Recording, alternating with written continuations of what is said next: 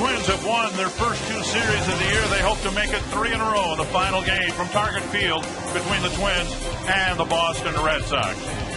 Baseball taking number 42 out of retirement to honor a man who transcended the game of baseball and became an American pioneer and icon. Jackie Robinson honored throughout Major League Baseball today for his tremendous influence in our country decades ago. And welcome to Target Field. Dick Bramer along with Bert Lylev. The Twins lost a ball game yesterday, and one of the guys that helped the Twins to their 3rd defeat of the year, one of 3 league MVPs, former league MVPs, in this lineup here again today. Well, what we have is 2 guys. I mean, Dustin Pedroia in 2008 and Joe Mauer, of course, last year's American League MVP. Pedroia, this guy is a gamer. I mean, he's already had a good series in the first 2 ball games against the Twins. Already 4 home runs on the year, but how do those numbers stack up to Joe Mauer? He's just a special individual. Joe Mauer, not only a great person off the field, but most importantly, what he's been able to produce on the field. Already hitting 400 this year with a home run, 7 RBIs on the year. So Joe Mauer, one of the best in the game of baseball, and Pedroia, one of the best gamers in the game of baseball. And, of course, the 3rd former MVP is Justin Morneau. This is the 10th game of the year for the Minnesota Twins. The Twins have kept their rotation in order, means now it's the 2nd start for Francisco Liriano. Well, Liriano, I mean, he has outstanding stuff. We all know that this guy can dominate a ball game when he's on. The key is the fastball. Get ahead of the count. A very good outing in his first start in Chicago. Twins ended up winning that ball game in 11 innings. But the big thing, a lot of pitches in a short amount of time. Rick Anderson right there. Still, it's a work in progress for Liriano with the control of that fastball. And the Twins hope to win this series, having won 3 of the 4 games in Anaheim, 2 out of 3 in Chicago. They'd like to win 2 out of 3 in their first official home series. Another tribute to Jackie Robinson. Everybody wearing number 42. More on that from Robbie and Smakowski in a moment.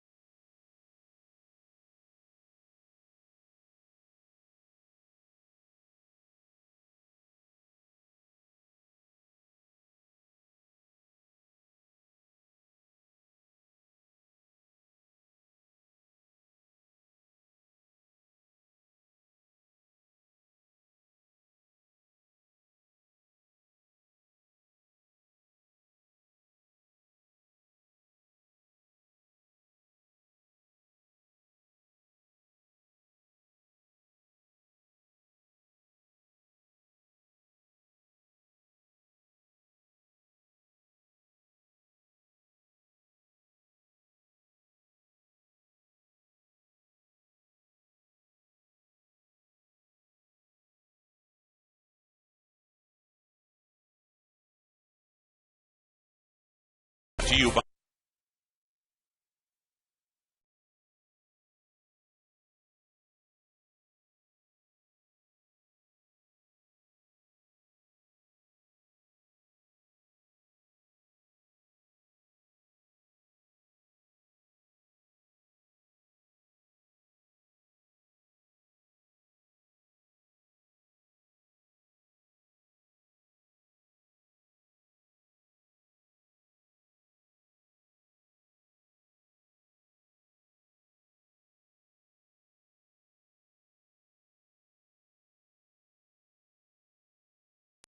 is brought to you by your local Northland Ford dealers. Visit your local Northland Ford dealer or go to northlandford.com. By Menards. Save big money on all your home improvement needs at Menards. And by GMC. We are professional grade. Today is Jackie Robinson Day throughout Major League Baseball. It was April 15th, 1967, when he first put on a Major League Baseball uniform with the Brooklyn Dodgers. I'm Robbie Smakowski, and We have the first pitch coming up in just a couple moments between the Twins and the Boston Red Sox. And as Dick Bramer mentioned a couple moments ago, we're paying tribute to Jackie Robinson. He's inspired generations of Major League Baseball players, and movies have been made about Jackie Robinson. And for the Twin center fielder Denard Span, he was specially inspired by Jackie Robinson. You know, I remember being a little kid, and I don't know, HBO had a movie on Jackie Robinson. That was the first time I had ever heard of Jackie Robinson. And after watching that movie, just watching the significance of it and seeing what he went through to live his dreams, and also to help others fulfill their dreams, it just inspired me from that day on. And like I said, every African American, every minority owes him a lot. Everyone honoring the number 42 of Jack Roosevelt Robinson. Look for second baseman Orlando Hudson's special shoes that he's wearing today as well. When we come back, it's Dick and Bert with First Pitch.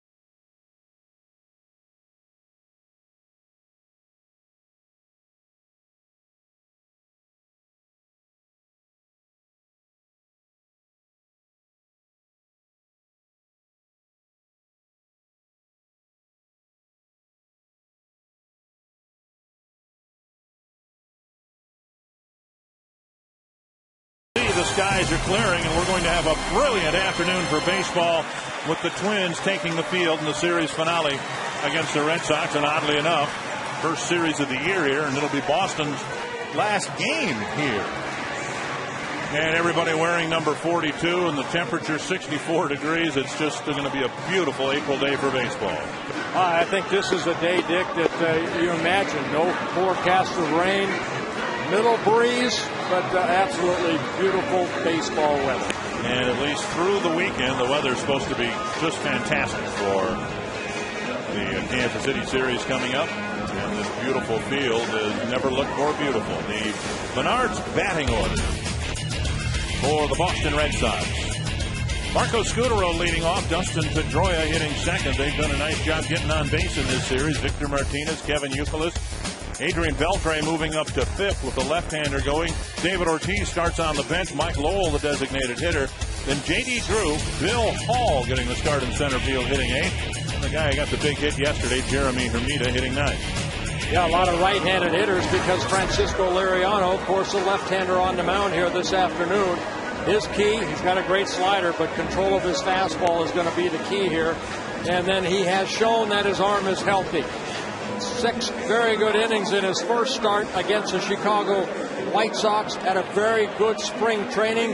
Now he needs to carry that over and just be very consistent. And that's what Rick Anderson, the pitching coach, is looking from Liriano. Northland Ford defense for the Twins. Just 1 error through the first 9 games. Kubel, Span, and Kadai are the outfielders. Punto, Hardy, Hudson, Warno, the infielders. Maurer behind the plate. And when we get there in the bottom of the inning, Jim Thome is the designated hitter. Let's see if we can get this guy out, Marco Scudero. First 2 ball games here against Boston. He started the game off with a base hit. And a strike on the outside corner, says Tim Cheetah. Scudero's had quite an impact here with a .320 batting average. A couple of runs batted in, but he's kind of set the tone for the first innings, as Burt mentioned, with base hits. Pedroia's followed with hits. And Liriano gets ahead of him 0-2. It's been kind of an odd situation for Scudero. Here he is in his first year with the Red Sox. He's got an interesting little stat line going. Scudero's had 25 at-bats. He has yet to swing and miss. And we'll see if Liriano can do something about that. That nasty slider right here. Well, Liriano with a good fastball in the low 90s. Outstanding slider. Very good circle changeup, too. He's averaged over one strikeout per 9 innings, but again, it's the walks that have hurt him in the past. And 2-2.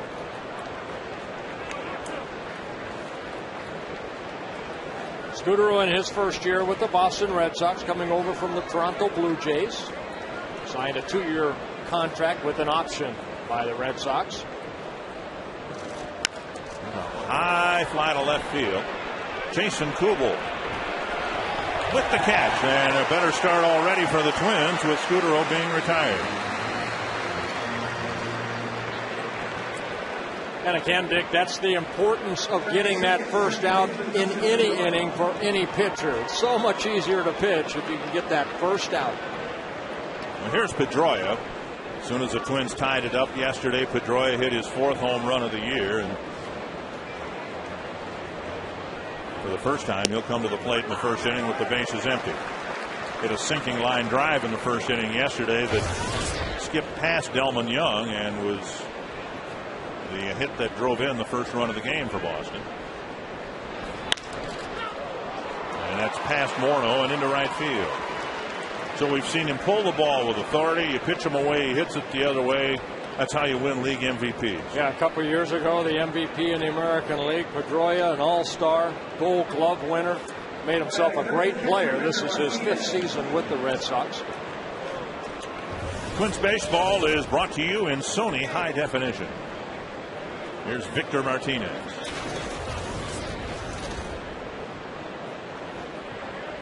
One of the great values that Martinez brings to now Boston, Cleveland before that. He's a switch hitting catcher. And so you got a tough lefty on the mound, as Liriano can be. You just turn Martinez over to the right side of the plate, and he takes strike 1. And he's had very good success against Liriano. 5 hits and 12 at-bats. As a right-handed hitter so far this year, Martinez hitting .286, .214 as a left-handed hitter. One home run coming from the left side of the plate. And Liriano gets ahead of him 0-2. Keep an eye on Pedroia at first base, a potential base stealer. That last pitch home, Pedroia actually went back to first base. Pedroia has yet to steal a base. The Red Sox have stolen 5 and been caught 3 times. And again, Pedroia goes back toward first with Liriano coming to the plate.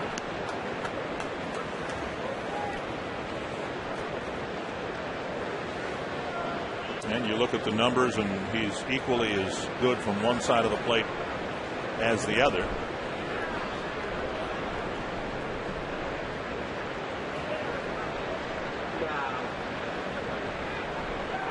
You know, one thing that we saw throughout the 28 years in the Metrodome, teams would, when given an opportunity like this, pitching to a switch hitter, they'd much rather have the switch hitter hit right-handed than left because of the dimensions at the Metrodome. And that is going to be true, I think, here as well.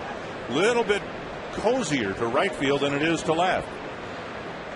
Now, we've all seen the ball carry fairly well to left field, but until that's established, I think we'll see teams rather having a switch hitter hit right-handed than left. Yeah, it's still new to you and I, Dick, as far as the flight of the ball. I think down the left field line, the ball jumps pretty good, but where Kubel is toward that 377 mark, we've seen some balls hit pretty good that seem to stay in the ballpark. That's a fair ball, and Martinez rattles one off the sideboard. A base hit, Pedroia to third, and Martinez goes to second, and the Red Sox have another first-inning threat with runners at second and third and one out. The fourth double of the year for Martinez. It's always the location of this pitch, and that's the fastball. About belt high, Martinez, quick hands right there, hits it past Punto at third base, and ricochets off that short wall there in left field. Kubel gets it back in. Our runners in second and third with one out. Here's Youkilis. Middle infielders playing way back. Corner infielders playing normal depth, I guess. And Liriano, to his credit, has gotten ahead of all four hitters 0-1. This is where he'd like to get a strikeout right here.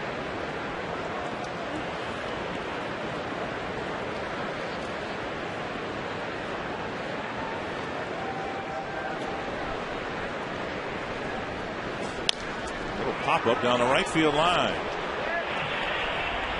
And just into the seats. So now Liriano ahead of Youkilis. 0-2. His strikeout pitch. You talk about the control of the fastball, but his strikeout pitch is still the slider. Right, but when you get ahead like this, a good battle right here. But if you get ahead in the count, now you can try to maybe throw that slider down and in and see if Youkilis would chase it. And this is where you have to really trust your catcher, too, that if you're going to drop that slider right on the other side of home plate, on the inner half of the plate, that your catcher's going to block it. Like that. Did he go? Tim Cheetah says yes. He didn't even appeal. 2 down.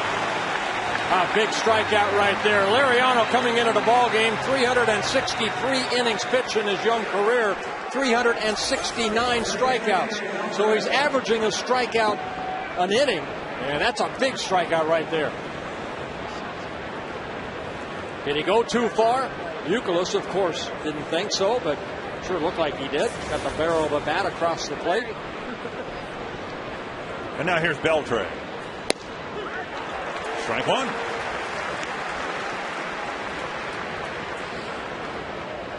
You know, the Red Sox won the game 6-3 yesterday. 4 of the 6 runs were driven in with 2-out hits, including the big 3-run double off the bat of Hermida. But prior to that, in the second inning, Scudero drove in a run with a big 2-out single after it looked like Kevin Slowey was going to pitch out of a second inning jam. Well, so far so good for Liriano. 5 hitters. He's been able to get strike one on all 5, and 4 of them off of fastballs. 1 the slider. You can see the tough break right there. Even Beltre jumped out of the way, and that's just a hard slider inside.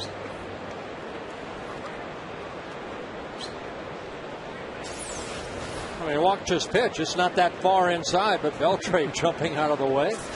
That is what you want to do. Once in a while, make that hitter move his feet. Bouncer to third. Punto to Morno. And Liriano pitches out of a first inning jam. Scoreless after a half.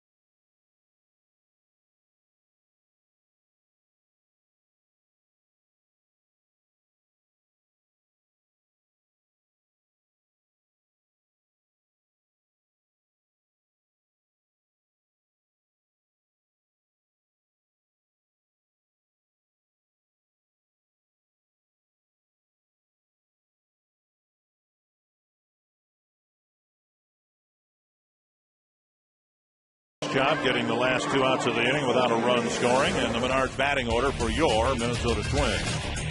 Denard Span leading off. Orlando Hudson hitting second. And Mauer, Morneau, Cuddyer. Jim Thome in there hitting sixth as the designated hitter.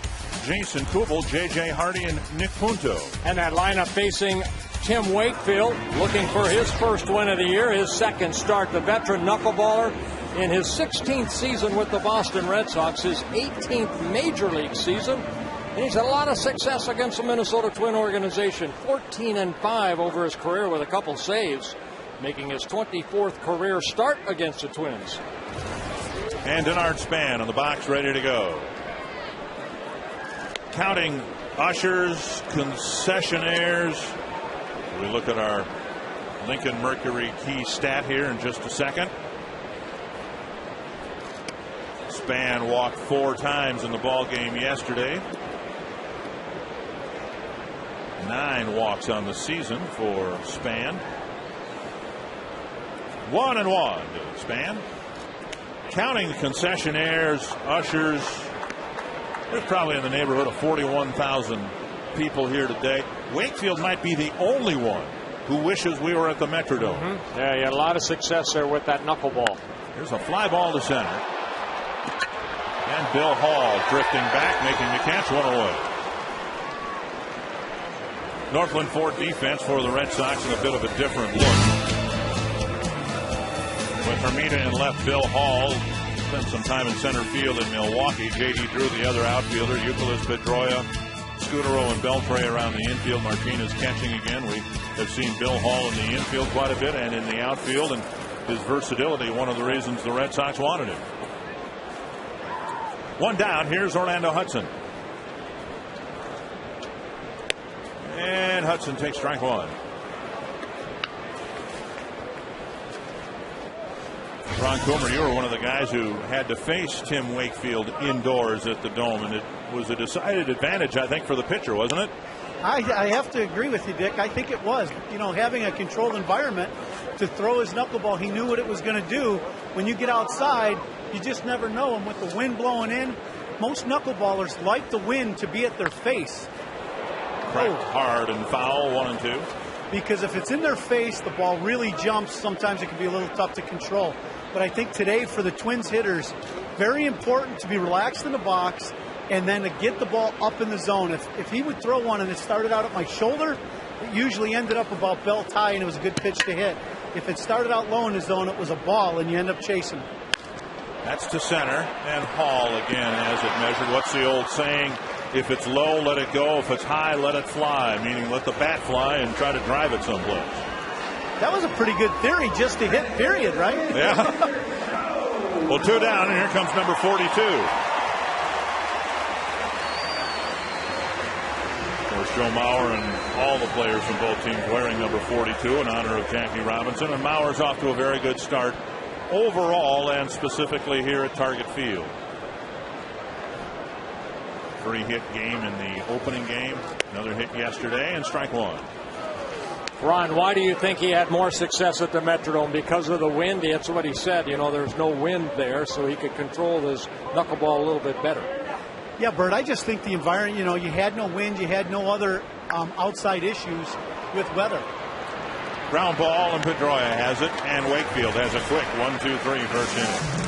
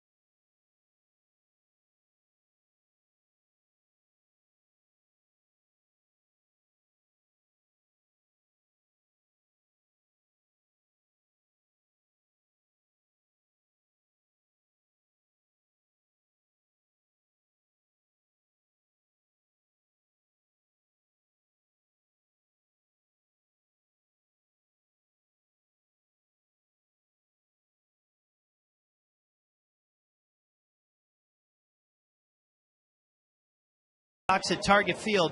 I'm Robbie Mikowski, and I'm hanging out in the Champions Club. This is located on the ground level at Target Field, and the cool thing about this place is both World Series championship trophies for the Twins are housed here in the Champions Club. There's the '87 trophy, and in the next window we have the 2 World Series championship rings along with the 1965 Twins American League championship ring, and down here in the third window is the 1991 World Series championship trophy. And the best thing about this place, Dick and Bert, is take a look behind me. I'm following these people right into the buffet. More food for Robbie. Go for it, Robbie. And the Champion Club seats are the ones you see from the center field camera right behind home plate. 1-1 to the hitter, Mike Lowell, the designated hitter. You know, when Robbie was showing the trophies and the trophy case, if you will, there's a drive to left, and that'll drop in front of Jason Kubel for the 3rd Boston hit. You know, I'm all for displaying the championship rings, but it seems like the construction there is just natural for another World Series trophy. You take the rings out and you put another trophy in. That's what the Twins are hoping for right there. I have one of those World Series trophies just like that displayed at my house along with the Pirate trophy. But you got the big ones rather than the smaller ones, right? I got the big ones, yes. Just like that. J.D. Drew will hit with a man at first. Red Sox have 3 hits in their first 6 plate appearances against Lariano. Tap foul, a strike. They also have that ring right there. I think we're going to show that. It's the 87 ring. Also have one with the Pittsburgh Pirates. Very proud of those. That's what you play the game for right there, to get a ring. That's what Torrey Hunter was talking about. They were in New York when the Yankees were presented their rings a few nights ago. Just off the plate, 1-1, and I'll paraphrase Torrey, not his exact words, but basically what he was saying, he's made enough money in the game. The one thing that's missing is that ring, and he hopes to get one with the Angels.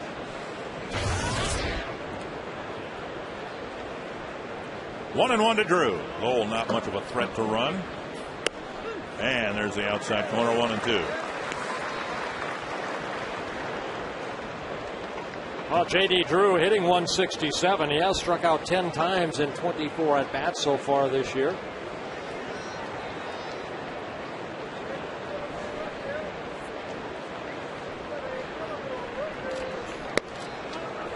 What a difference the sun makes. Yesterday we had about the same temperatures, and we had rain or the threat of rain pretty much all day. Not much sun at all to speak of. Boy, when you think about day baseball and the outdoors, you think of pictures like this. Swing and a miss. Lariano gets his 2nd strikeout. Drew gone for the first out of the inning. Oh, good hard look, like a breaking ball right there, and Lariano gets Drew to chase a high pitch. Take a look at the pitch right here. Yeah, that's that hard slider. Good movement on that pitch. Bill Hall found his playing time cut his last few years in Milwaukee and finished the season last year with Seattle. Found his playing time cut because he really had a tough time against right-handed pitching. But he has stayed in the major leagues because he's always been tough against lefties, and that's why he got the start today. If he's on your team and you don't start him against a left-handed pitcher, then he has no place on your team. Yeah, he finished last year with the Seattle Mariners, and then the Boston Red Sox traded Casey Kochman over to Seattle to get Bill Hall. Hall, a career .251 hitter, 104 career home runs. 35 of them in one season back in 2006. But like a lot of hitters who hit 30 or more home runs, very strikeout prone. Just off the outside corner, and it's 2-1. Well, I remember Bill Hall with the Brewers, and his stance now opens up a little bit. He was always kind of, that left foot was always kind of right toward the hitter. Now it's a little bit of an open stance. So trying to make the adjustment. Seems like he's bending his knees a little bit, getting lower in that position to hit. And you don't want to walk him. The count's 3-1. Coming into the year with just under 2,800 at bats. and just under 800 strikeouts. See, and this is where Liriano, from time to time, he'll just kind of lose it. And, this is a situation here. He has to really control that fastball outer half of the plate. You don't want to make a mistake inside right here because Hall's looking to hit it hard. And a good breaking ball right there on a 3-1 pitch. So full count, and with one away, still probably unlikely that Lowell will take off here. Box tracks right there as it crosses the plate. That's a strike.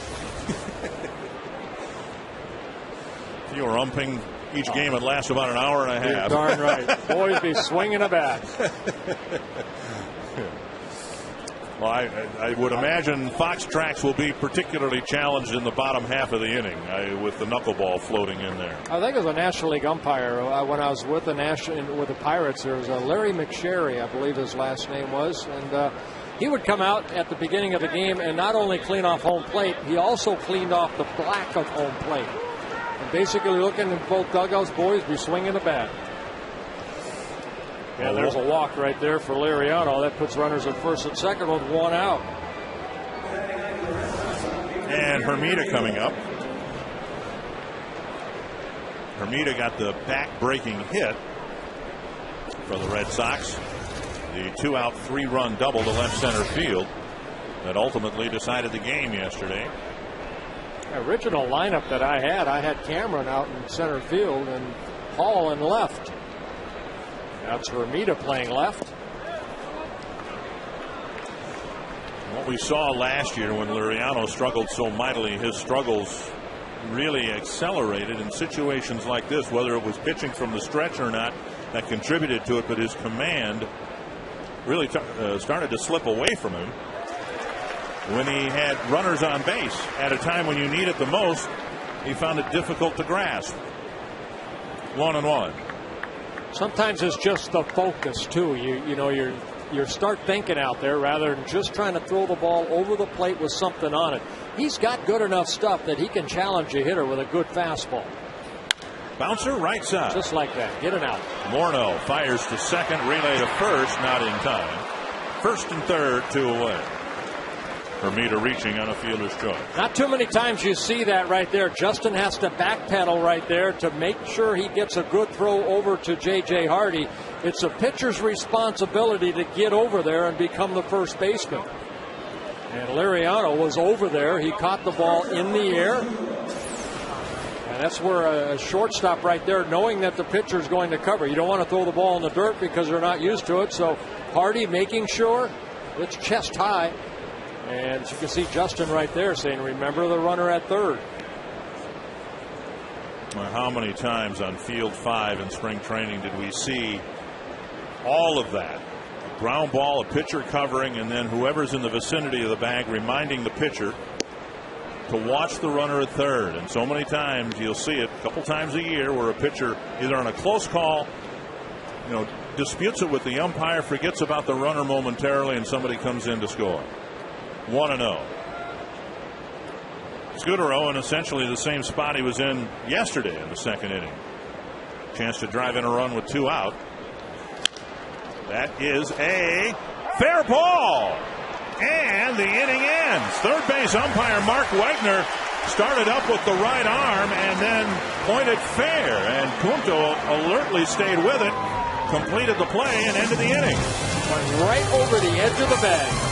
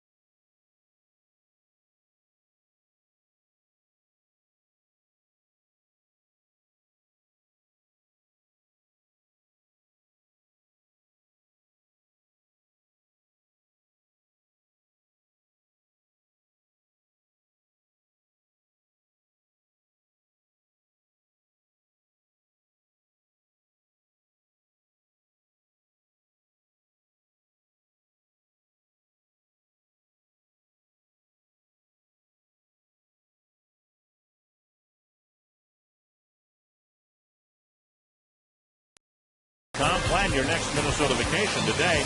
Those, of course, are grizzly bears at the Minnesota Zoo in Apple Valley. Opening in 2007, Russia's Grizzly Coast is the newest permanent exhibit at the Minnesota Zoo. It emulates one of the world's last great wild places, the Russian Far East. Speaking of wild, Kate Schwartz, happy birthday to her. Wow. I was told she's 44. I don't believe it. Justin Morneau pops it up. And Youkilis with the catch. 4 up, 4 down, and nobody's hit the ball hard yet against Tim Wakefield. We'll see what Michael Kadire can do. Well, the thing about Wakefield, you talk to hitters, they say sometimes that knuckleball can put you in a slump. Because you know what? I mean, you're trying to track that ball, and it's almost like trying to hit a softball because of the speed and the movement. Kadire hit his first home run of the year yesterday. Will take his swings against Wakefield.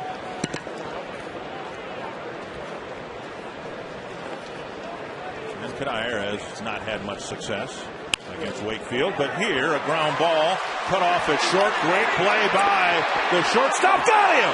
What a play by Marco Scutaro! A tremendous play by the Boston shortstop. 2 away. You're not going to see a better play than Marco Scutaro made right there. The third baseman, Beltre, a Gold Glove winner, he dives for the ball. He can't come up with it. Scutaro gets up quickly and makes a strong throw to just get Kadire at first base. Ball 1 to Jim Thome. Another look right here. Scutaro getting it in his glove, sliding, gets up, and makes a great play. And now 2-0 to Jim Thome. Thome just 9 hits and 55 at bats against Wakefield, a 164 average, but 3 of them have left the yard. I don't think Jim Thome tones down his swing for anybody, and he took a big rip on that 2-0 pitch. And that one floats over for strike 2.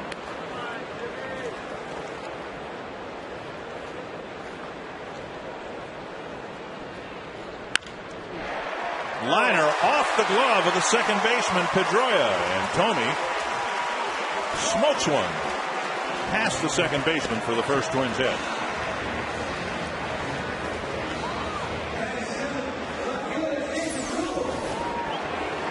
Thome waiting back and hitting it sharply. Pedroia at 5'8" just can't come up with it. And the Twins on the board as far as the hit column. Found it interesting. Of course, a lot of teams will put a shift on for Thome, but with the knuckleballer going, here's Kubel taking strike 1. The Red Sox had a more conventional infield. You'd think as slow as the pitch comes into home plate, Thome would certainly pull the ball, but the Red Sox had a normal infield for that at bat. And that one clocked at 61 miles per hour, and it floats over for strike 2.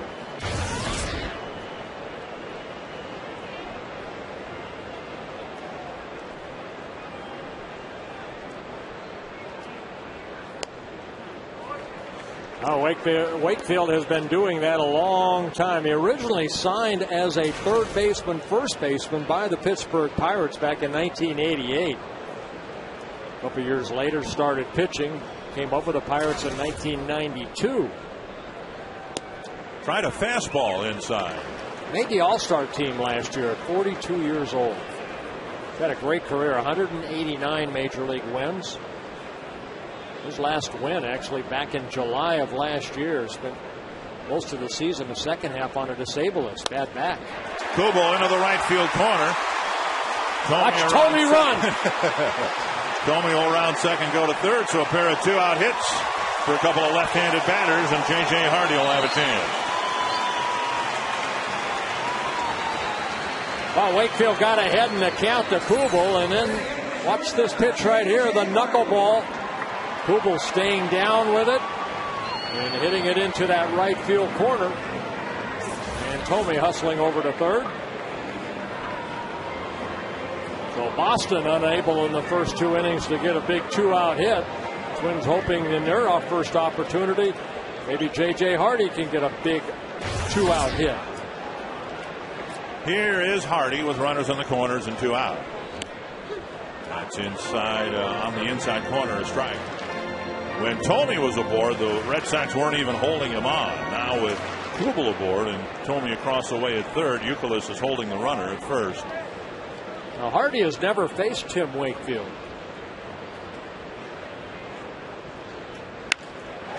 And he's 1 for 1. Take that. Puts the Twins up 1-0. The ball overrun, and now Hall comes up firing to third. Safe at third, and Hardy goes to second. Hall with a bobble, and it led to both runners moving up, and the Twins have a 1-0 lead. You know what makes this play? It's the way that Jason Kubel went from first to second. He hustled to the second base bag, rounded it, and kept his eye on Hall, the center fielder. Jumping on that high knuckleball, Hardy picking up an RBI, his 4th of the year. And Hall having trouble, spins, Beltre right there. You can see Kubel getting his hand on the bag, says Mark Wegner, with third base. Watch Kubel hustling right here. And then slides in safely. And maybe for the first time since they played here, the outfield natural grass and the crosscut, the snake that you hear players talk about might have come into play. That seemed to be an easy enough ball for Hall to scoop up. But when they cut the grass and the crisscross pattern, sometimes the ball kind of snakes its way out there. And I wonder if that's not what happened to Hall. Well, I think what we saw Hall do is take his eye off of the ball going into the glove. And I know, we've done instructionals on that before, especially with Michael Kadire, the way that they watch that ball go in the glove and then they make the throw. I think he was trying to get that ball too quick back to the infield. Well, 3 straight 2-out hits and a chance for the Twins to put a crooked number up if Punto can follow with another 2-out hit. Sounds a lot like an instructional type of venture for us later today. Keeping your eye on the ball and watch out for the snakes? Yes. 2-1. Well, take a look right here. Hall coming in and then kind of right there. You can almost see him lose sight of the ball. He didn't really watch it go into the glove. 2-1 to Punto. A high fly to left. And Hermida ends the inning. But the Twins get 3 straight 2-out hits before the first run of the game.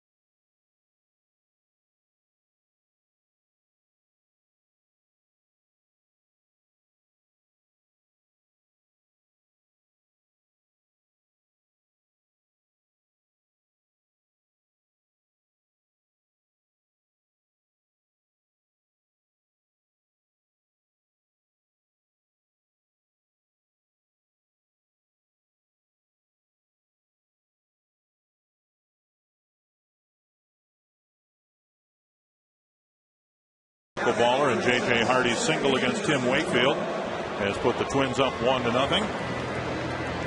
And the sun shining all over Target Field, the grass brilliant green, and the fans wearing sunglasses, and a sight to behold for everybody, especially our third inning guest here, president of Twin Sport Jerry Bell. Jerry, you've got your sunglasses on, and this has to be a especially joyful sight for you. Dick, it is, and it's difficult to put into words. I have to pinch myself, or Phyllis does it for me. I know Phyllis will pinch you. Yeah, all the time. Well, this has gone so well. We had a little rain yesterday, but the field certainly handled it quite well, and it's been a wonderful first homestand, hasn't it? I don't know how we could ask for anything better. We played through the rain, so we've experienced that, and we know how to deal with that now. And you're right, the field drained so well that I noticed Stan and some others saying that the footing was just fine, even though we were playing through the rain. You know, Jerry, I've run into a lot of people. I know some of my neighbors right downtown here have come up to me, and they tell me when they're going to the next Twins game.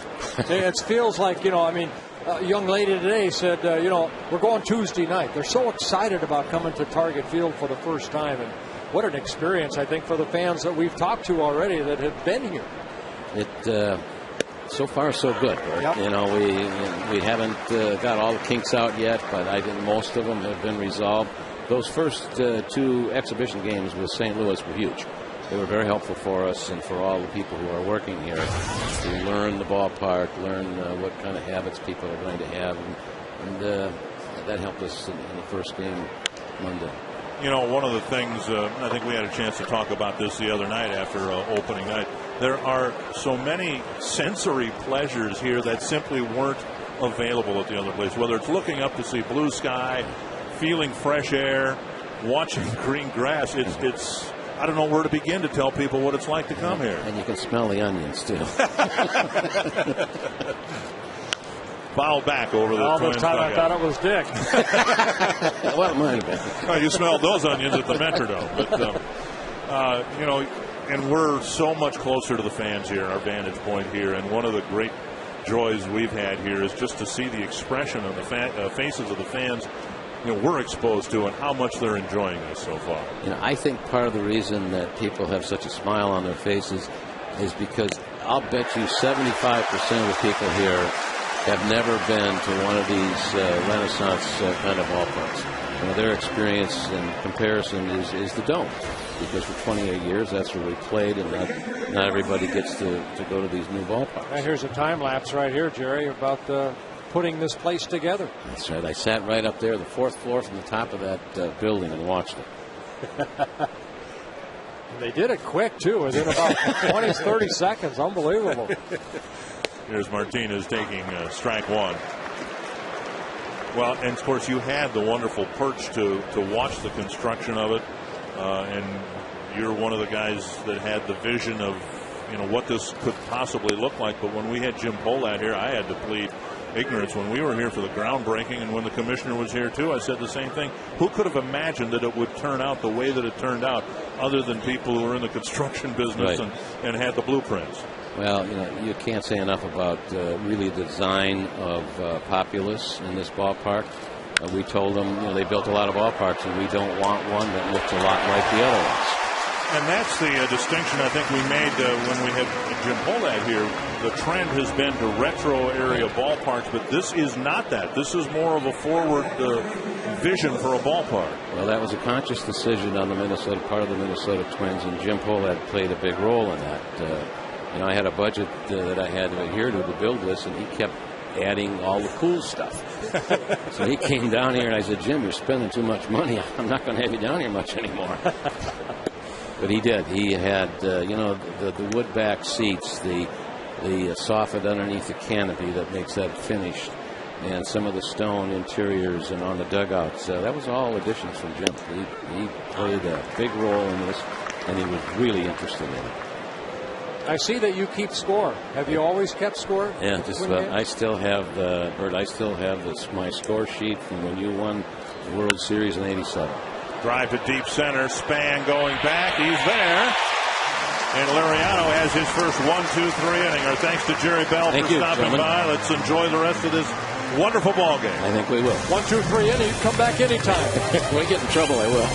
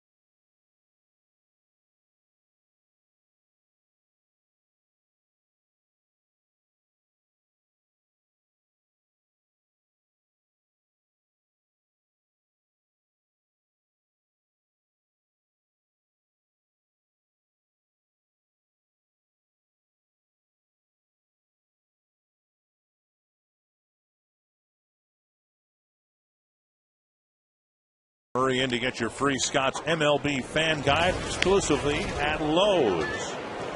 1-0 Twins. Bottom of the third, and Denard Span takes strike one. Span with a fly to center his first time up against Tim Wakefield. Hit hard, hook, foul. 2 strikes. Well, Wakefield, 43 years old. This is his 423rd Major League start, his 564th Major League appearance. Along with his 189 wins, he also has 22 Major League saves. Very valuable to that Red Sox rotation and bullpen throughout his career.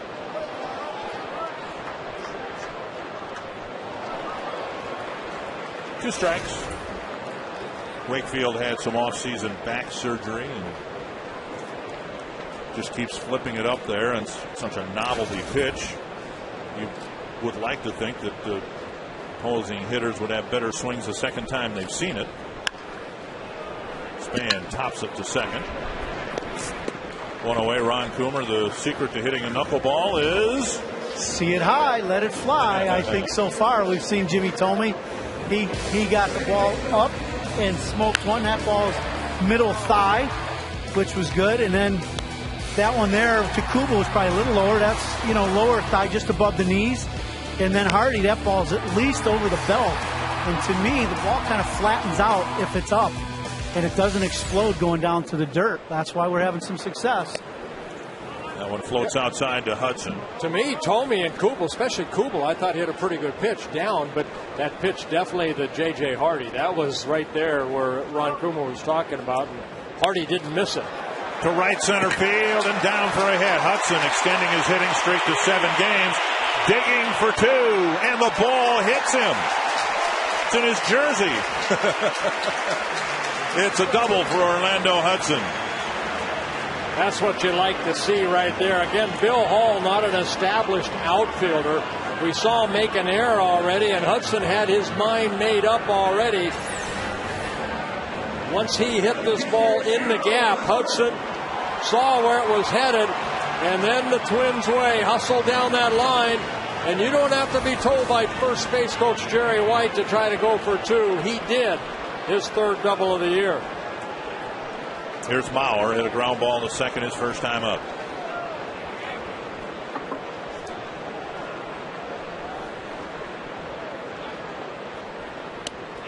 And strike one.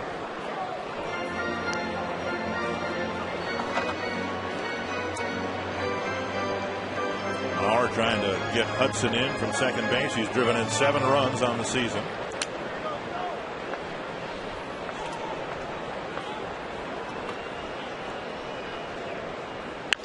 That's lifted to left. And Hermida goes back and makes a catch on the warning track. Hudson will advance to third on a ball that kept soaring toward the fence and left.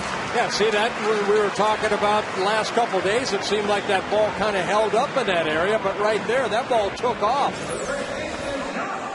Mauer, of course, a lot of his power the other way. And Hermida going all the way back to the track, making a nice catch. Mauer hit a ball out that way yesterday that I thought might go out, and it was well short of the fence. That one I didn't think it was going to travel very far, and it almost cleared the fence. I'll tell you what, guys, you look over to left field next to the scoreboard on the left field side. The flags are starched out to left field. If the ball gets hit high, it just looks like it's jetting, unlike what you said yesterday where it was really knocking it down.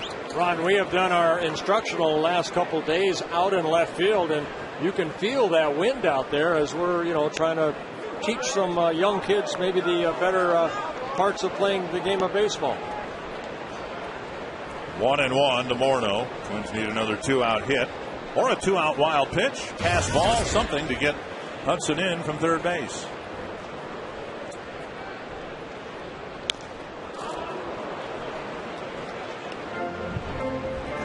One and 2. Morneau with a pop-up to Youkilis his first time up.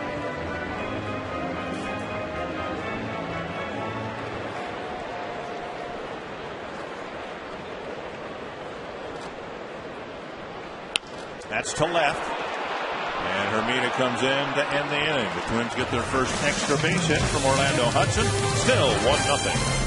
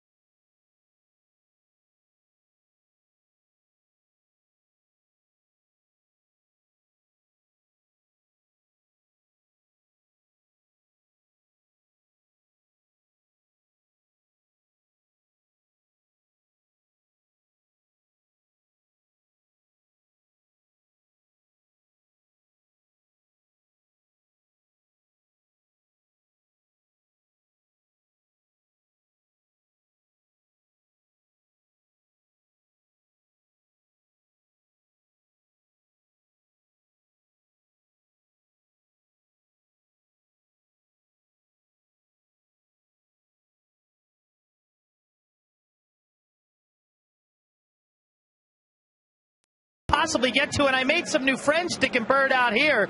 Section 301, we're one section down from the highest point in this ballpark, and the view here is still spectacular. Even if you don't have a ton of money and you can't buy the most expensive seats, you could still have a good time. Sir, what's the viewpoint like? Oh, this is great. It's more than I ever hoped it would be. It's unbelievable. And the funny thing here, Dick and Bert, the two fans sitting behind me, they're borrowing their friends' season tickets. How about that? Person buys season tickets here, and they don't even get to go on camera, for crying out loud. You look like Bob Uecker up there. Must be in the front row. Bert said we're like Bob Uecker sitting all the way up here. What do you think of that? He wouldn't have it any other way, Bert. You got that? He's in the front row. Thank you, Robbie. 1-1 to the leadoff hitter here in the fourth, Adrian Beltre. Beltre with a ground ball to Punto that ended the first inning, and the first inning threat for the Red Sox. They had second and third, one away, and Liriano pitched out of it. They had another threat going in the second. He pitched out of that and then enjoyed a 1-2-3 third inning. Yeah, one walk for Liriano, 3 strikeouts so far. Tired the last 5 Boston hitters he has faced. Bouncer right side, hit right at Orlando Hudson. 1 down. You know, one thing about Liriano, we all know back in 2006 when he first came up, he was 12-3, a great ERA. He was known for this nasty slider right there. And now, today, you look, in 2010, that slider is back. That good slider is back. His arm is healthy. Now, again, it's just a control of his fastball to set up that nasty slider. Here's Lowell, and he takes strike one. I remember early in the season last year, Liriano had a start against the Kansas City Royals. And Mark Teahan, who was then with the Royals, was asked about Liriano after the game, and they had some success against him. And he said he could see his slider. He could detect the slider better than he could in 2006. And I thought, uh-oh, that's not going to be good, because, you know, the deception of that pitch and anticipating it's a fastball and starting your swing as if it's a fastball. If a hitter can tell it's not the fastball, you're going to lose your effectiveness, right? Well, people from that Tommy John, you know, it takes a while to come back, and Liriano picks up his 4th strikeout. The key to Liriano so far here today, 3 2/3 innings of shutout baseball.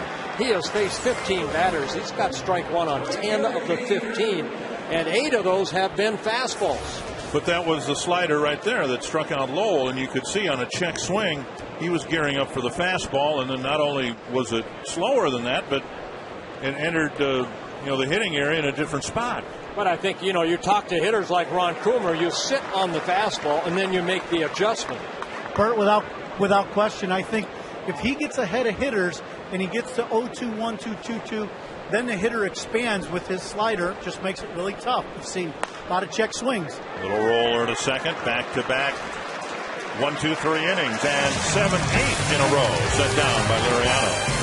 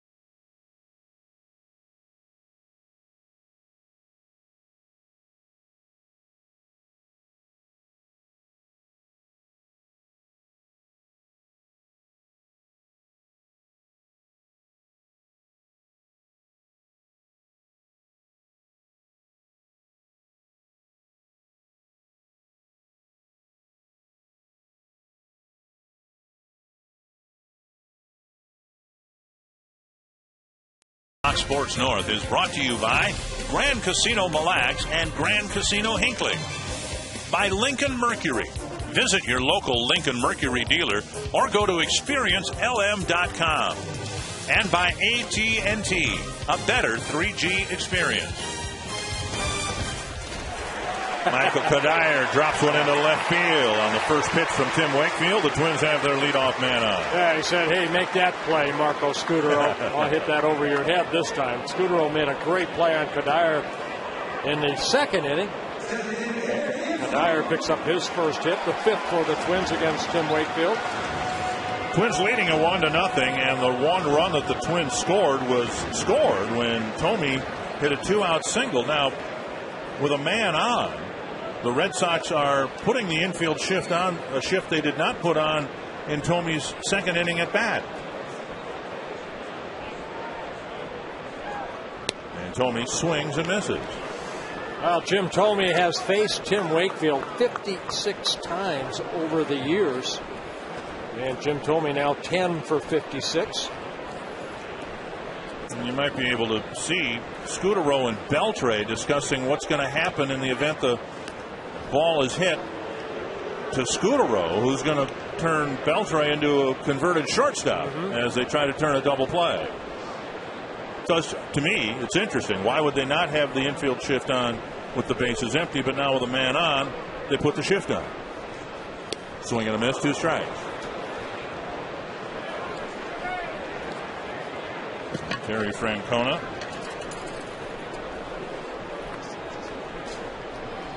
Hoping that Wakefield can strike out Thome and he can get his infield back to a normal position.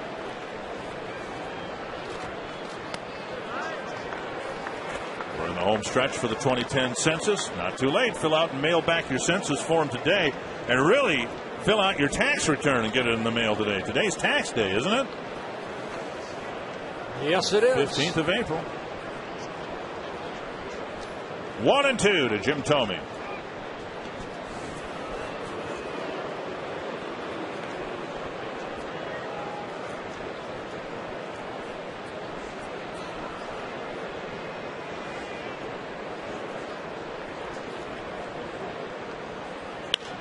Line to the second baseman.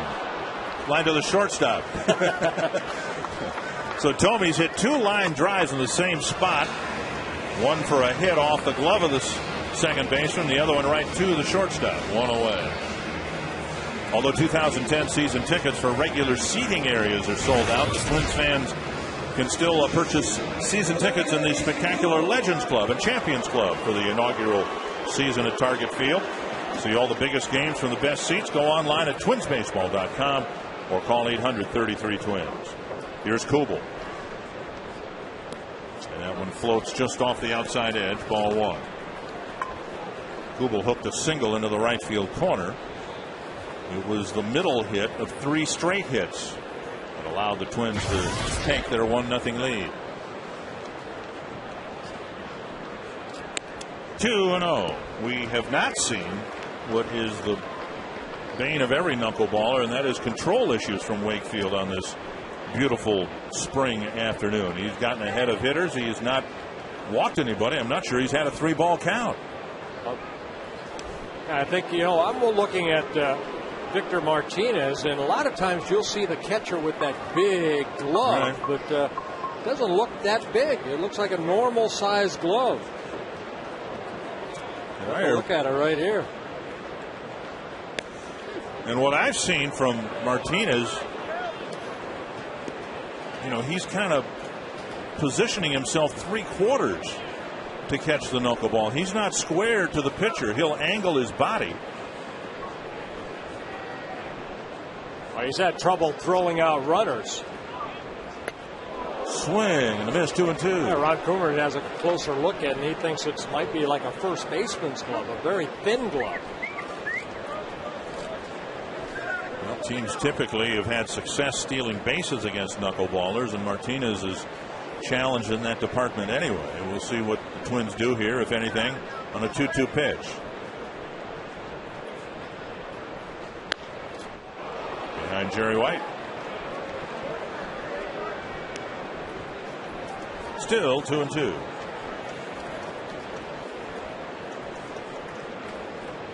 Twins have stolen 7 bases in 8 tries. Kadire has 1 steal.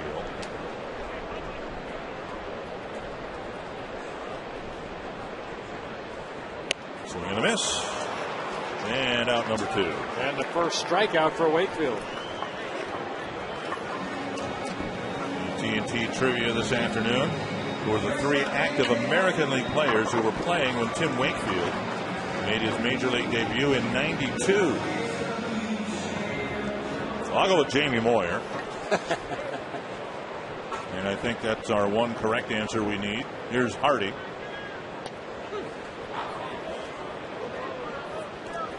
Oh, I'm sorry. Currently in the American League. Moyer, of course, in the National League.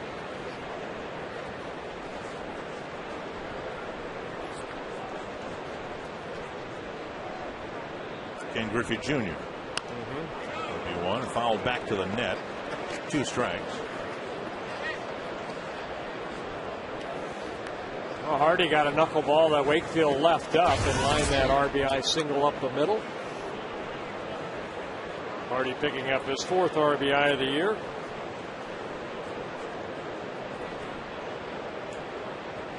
And throw to first.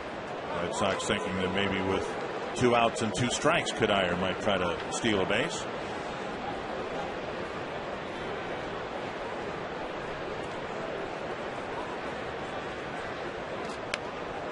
And Hardy fouls it again to the backstop.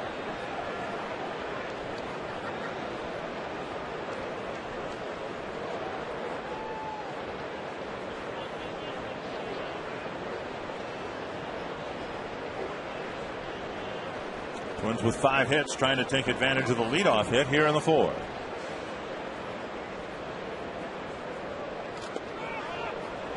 And Martinez knocks it down. Kadire advances to second and now will scamper to third. Hall fumbles it again, but no advance beyond third base. A pitch in the dirt, one of the few that Wakefield has delivered into the dirt, and Martinez couldn't dig it out cleanly. That should be a wild pitch to Wakefield, and then the error by Martinez allowing Kadire to go from second to third. See the knuckleball low, Martinez keeping it in front of him and then finds it and then just overshoots Pedroia. The ball getting into center field. Second Boston error, Hall committing the other one in the second inning. So 1-2 now to J.J. Hardy with a chance to drive in the second Twins run. And he gets a piece.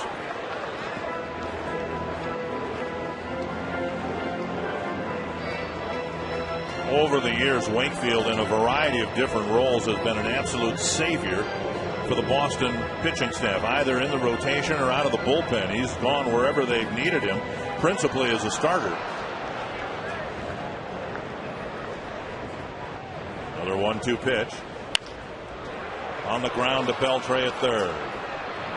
And he guns it across, and the Twins will leave Kadire at third base onto the fifth inning in a 1-0 ball game.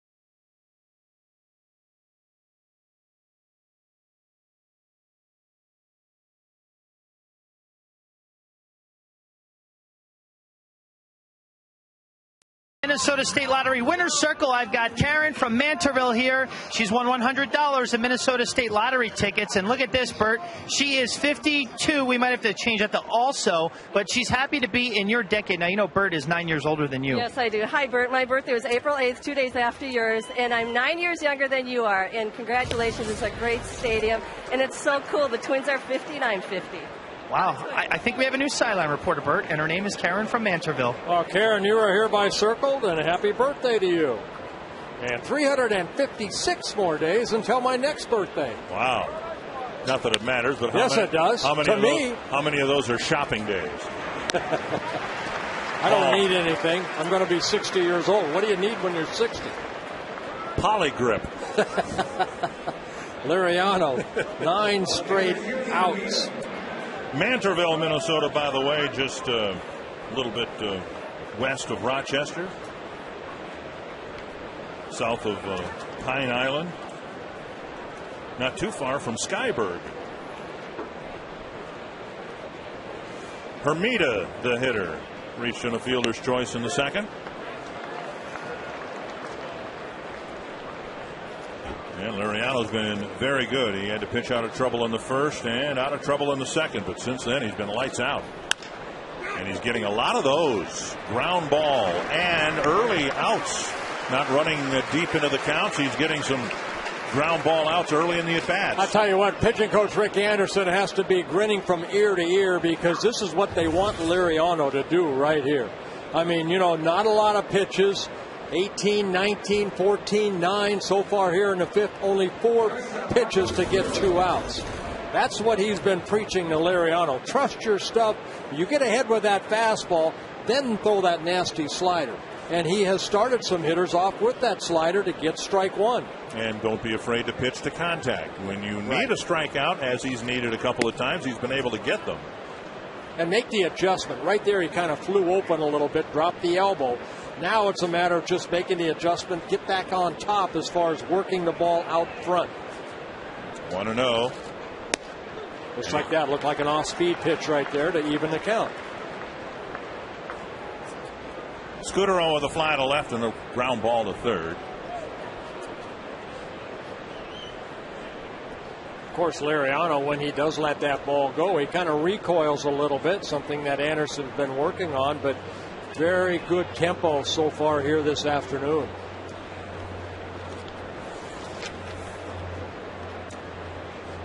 At some point, whether you're the pitching coach or a fan just watching it, you just get to the point, don't you, where you realize it is what it is. It's not going to change in terms of the delivery. Right. And take a look at the delivery right here. Does a good job getting to the balance point, and then the follow through. You can see him, kind of spin and turn, kind of recoil a little bit, but that ball is already released after he does that. 1-2. 2-2. There he just tried to overthrow a little bit.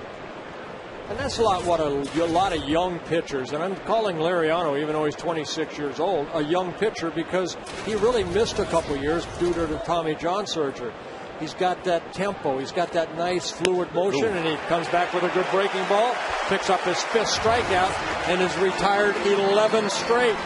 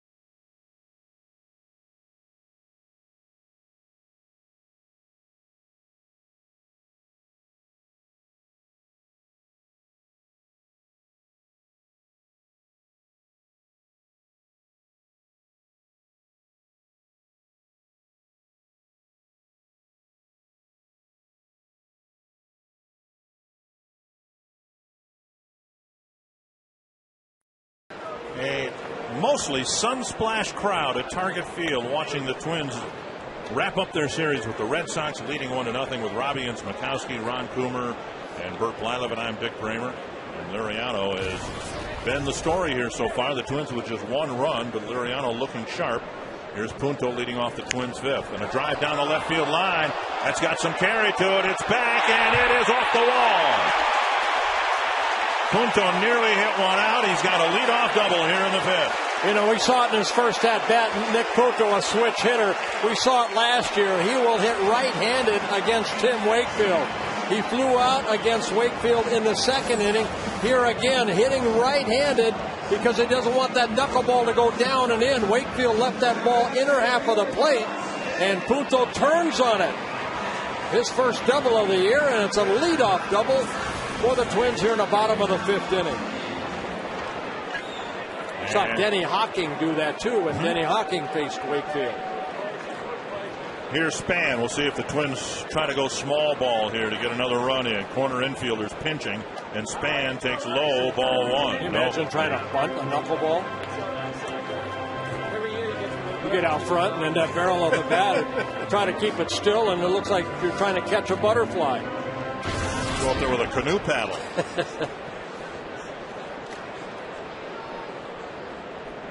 And Wakefield steps off. And home plate umpire Tim Cheetah trying to get the attention of somebody, I don't know if it's the I think the replay right there, yep. They had the video up and the scoreboard in right center field.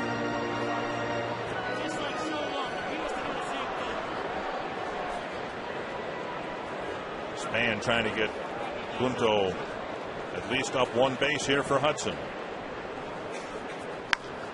That might work. And that will die in fair territory. Span rounding first, on his way to second with a Texas League RBI double.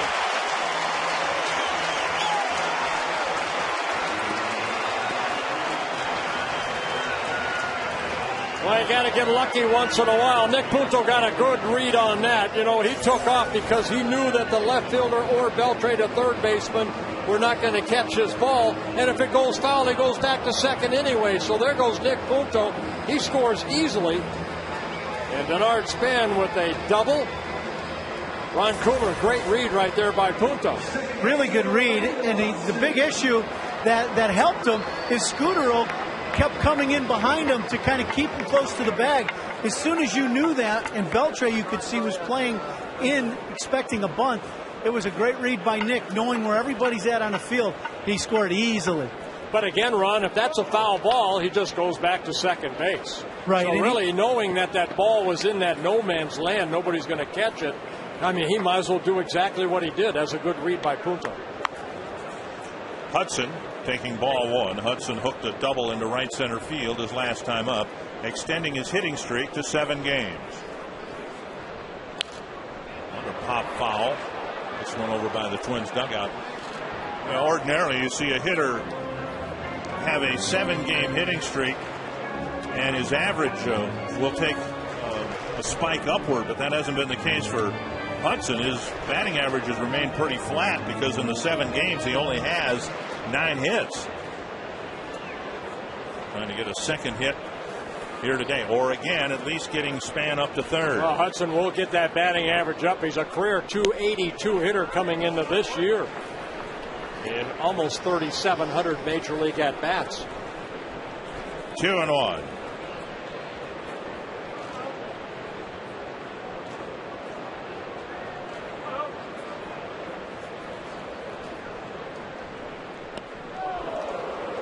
Two and two.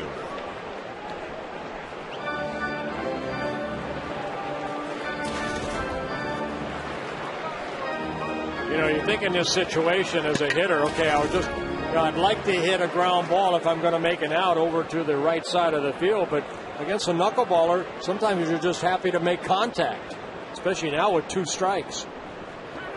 And time call. Wakefield with no walks in the ball game, only 1 strikeout. That was Jason Kubel last inning. 2-2 to the Twins' second baseman. And Hudson strikes out for the first out of the inning.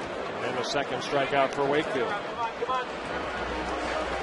Our AT&T trivia question. I think that Ken Griffey Jr. is on the list, and there are a couple of others. Omar Vizquel and Jim Thome. How about that? Well, there it is with the Pittsburgh Pirates. His major league debut back in 1992. Ended up being the National League Rookie Pitcher of the Year with the Pirates that year. Bauer will be walked.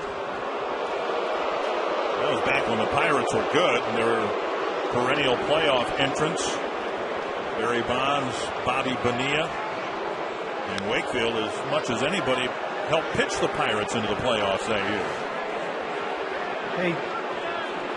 First and second will be the situation for Morneau with 1 out.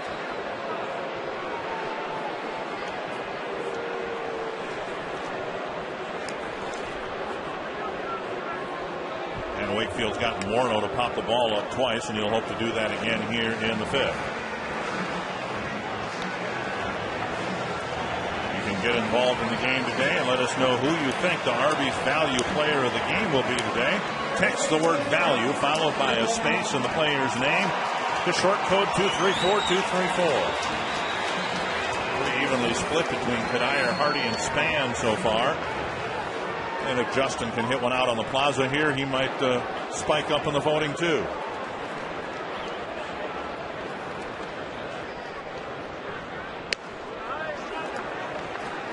and away, ball one.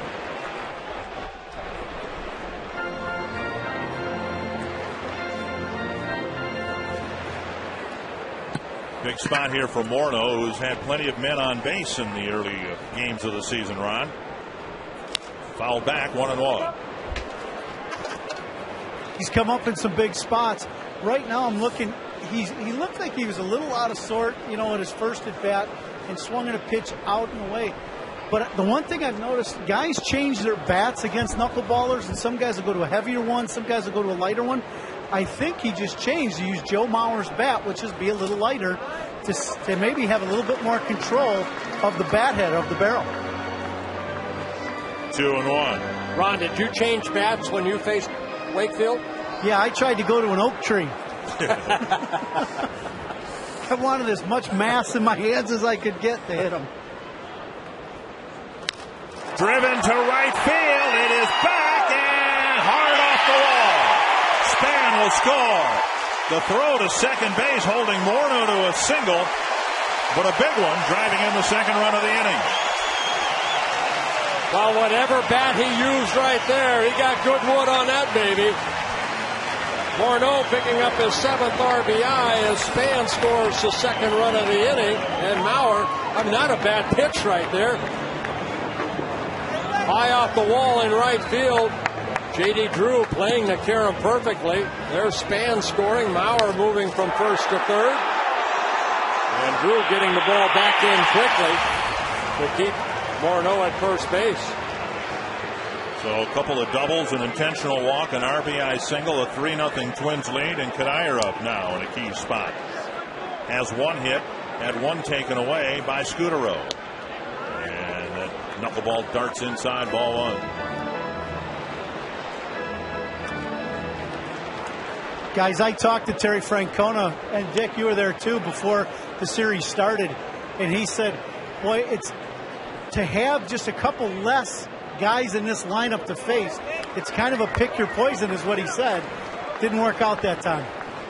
Well, you can see, Ron, what this lineup, the Twins lineup, potentially can do.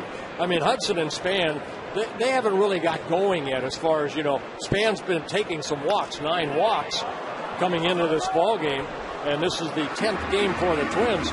But you look at this offense, I mean, if those guys can get on, also you have Mauer, Morneau, Kadire, and Punto started this inning off by getting on with that double. So a lot of potential to create big innings. And Kadire trying to turn this 5th inning into a big inning. Down and away. Backhanded catch by Martinez. And it's 3-1 with Tomey on deck. Wakefield has faced 6 hitters so far this inning. He's gotten behind on 5 of the 6. So again, Liriano doing the right thing, getting strike 1. Wakefield has struggled here this inning, getting strike 1. Big pitch to Kadire. That's to right field. Drew in the corner with the catch. Mauer tagging and scoring a sacrifice fly, and now a 4-0 lead.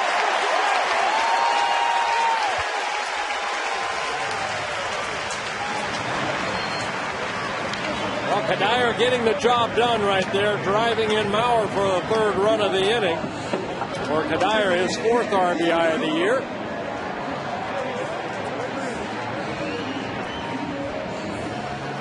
And now Tomey. And some nice run support here for Liriano in the bottom of the 5th inning. Tomey takes strike 1. Tomey with a liner off the glove of Pedroia for a 2-out single in the 2nd. And he hit a lower liner to the same spot. This time the shortstop Scutaro was there to catch the line drive for an out. 1-1.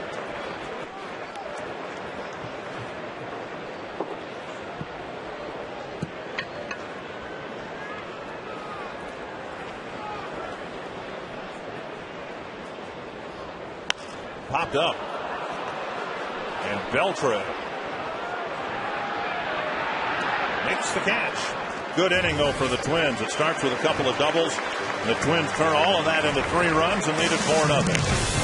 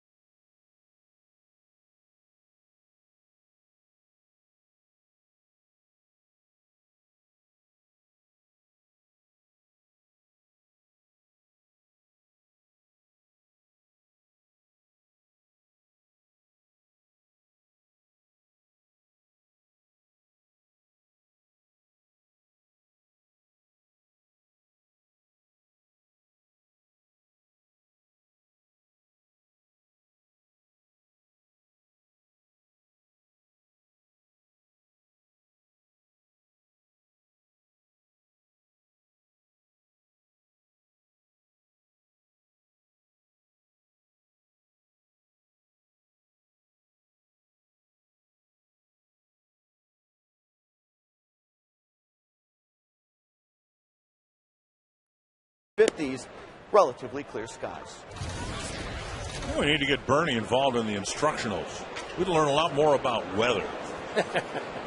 Have him talk about, barometric pressure when it's there's a ball down the right field line. It's in play and a base hit with Kadire quickly getting it back in the infield, and Pedroia as a leadoff single. Great play right there by Kadire, because he knew exactly where that ball was going to hit. He didn't run into the corner.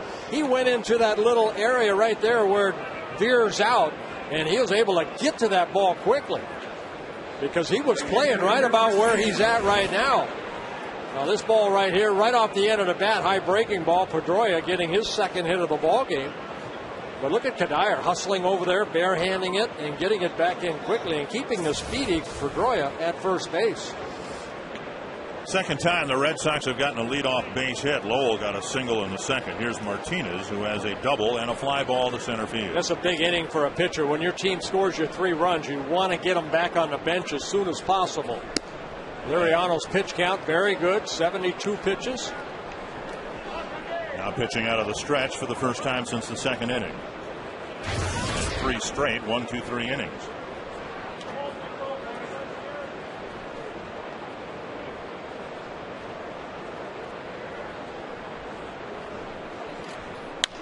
In the last 2 1, 2, 3 innings, he got 4 outs on ground balls. We'll see if he can get a ground ball off the bat of Martinez, maybe get a double play. Time for the Quest high-speed pitch, brought to you by Quest High-Speed Internet. I don't think throughout the year we're going to have the opposing pitcher clocked as high as 77, but Liriano at high as 94. 1-1 to Victor Martinez.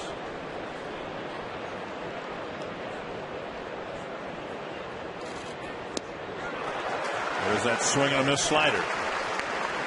That's a nasty pitch because of the tightness of that rotation and how hard he throws that ball. I mean, it looks like a fastball, and then the bottom just drops out of it. That's a good hitter. It looked like he missed that by a foot. That's a Steve Carlton type slider right there. Lefty Carlton, Hall of Famer. And a former Twin back in '87. There's his career with the Twins. And another slider tapped foul. Liriano still with a good pitch count, 75 pitches. The Twins might have to be without Pat Neshek for a while. Now, Neshek pitched 2 innings yesterday, probably wasn't going to pitch today anyway, but Neshek's come down with a little bit of a finger issue. So the Twins are going to try to monitor that and get Pat checked out. Got a problem with the middle finger in his pitching hand. Yeah, a little numbness, I guess.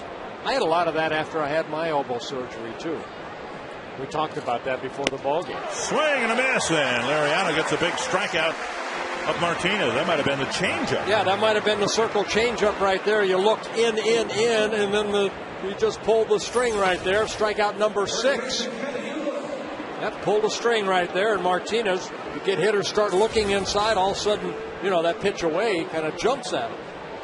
And now Youkilis.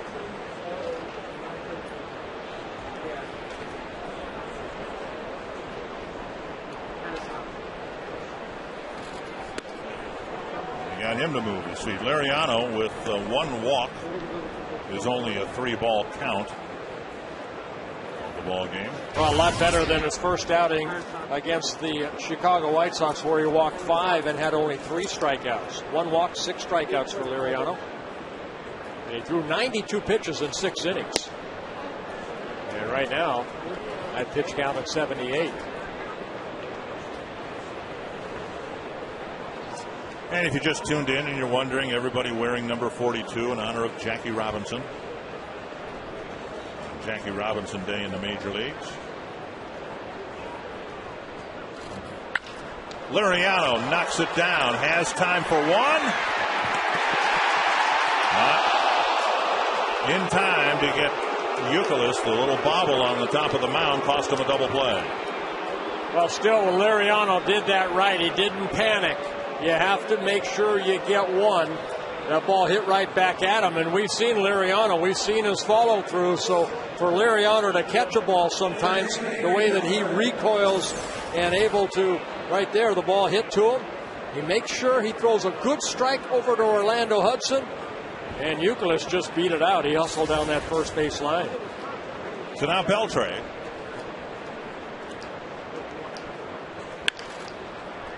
Nice pickup by Punto behind the bag.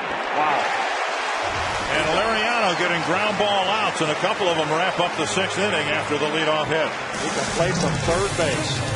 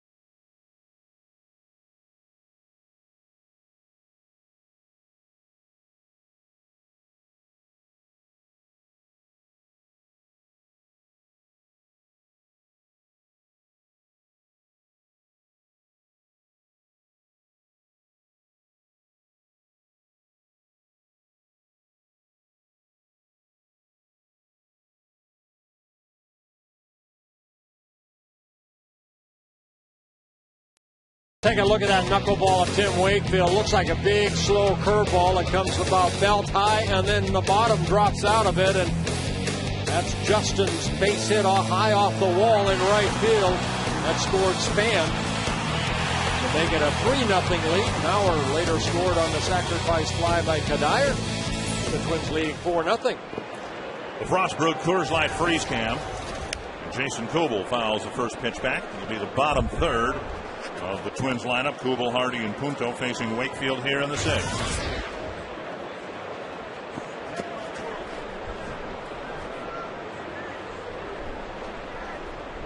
Inside, 1-1. You see Wakefield wearing number 42, like Lariano, members of both teams. The last Twin to wear number 42, and he did it full-time in honor of Jackie Robinson, was reliever Mike Jackson. Before that, Dick Such wore it for a lot of years before baseball took it out of circulation. But Mike Jackson, remember, got special permission from the commissioner's office to pay tribute to Jackie Robinson on a daily basis. That one driven to left, and Hermida is over a few steps, 1 away.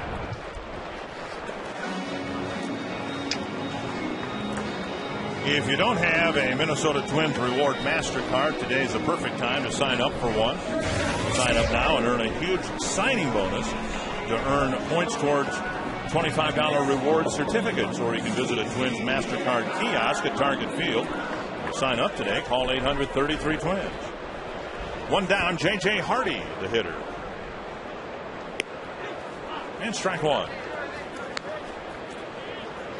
Hardy put the Twins on the board with an RBI single in the 2nd. Then he hit a ground ball to 3rd in the 4th.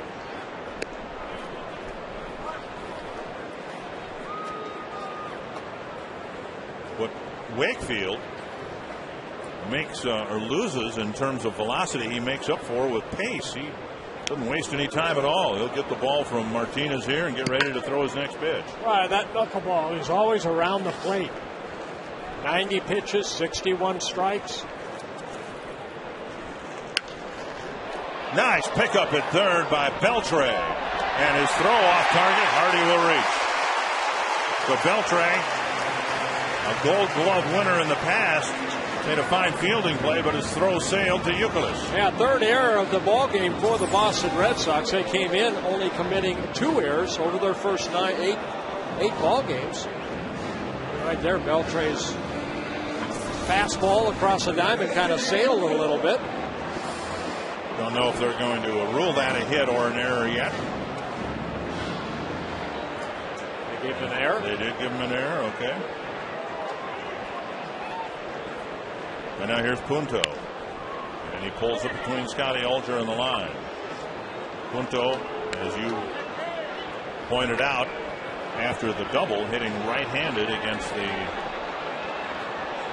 right-handed knuckleballer Wakefield, and he nearly hit one out. He banged one hard against the fence and left.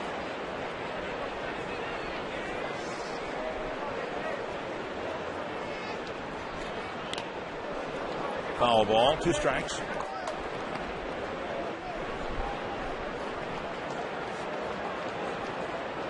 Punto's leadoff double set the Twins up for what turned out to be a 3-run inning. And another hit for Punto. First and second, one away.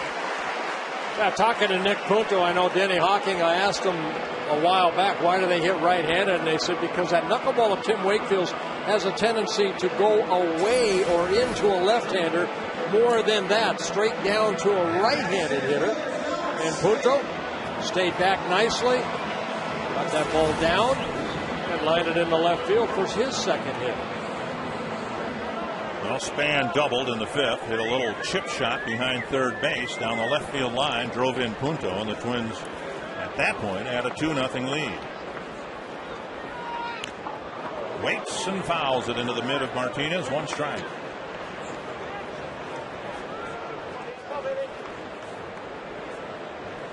Span with that very quick swing anyway, tries to wait back as long as he can and then pop that bat. Ended up getting that RBI double in his last at-bat, last inning.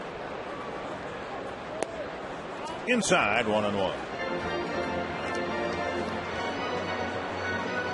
You would think that Span, the way that he has that short, quick swing, would have a little better success than, say, Jim Thome, who has that big swing against the knuckleball. 2-1. Of course, a year ago, the Twins had knuckleballer R.A. Dickey on the team and made a start for the Twins, pitched out of the bullpen principally. Usually, though, it seems like knuckleballers are starting pitchers, not relief pitchers.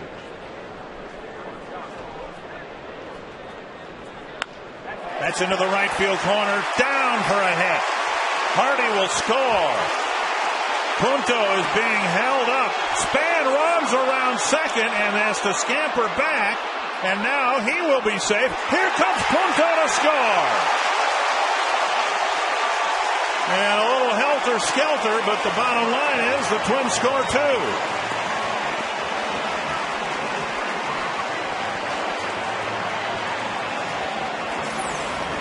Well, take a look at this pitch right here. Again, the quick hands of Bernard Span lining that ball down the right field line. J.D. Drew getting the ball back in. Punto hustling all the way around. He's held up by Scotty Alger. Martinez sees that Span is off second base. He dives back. But then, as the ball is dropped, Punto scores from third. Wakefield leads at 6-0. We'll see if the Red Sox are charged for their 4th error as the Twins open it up.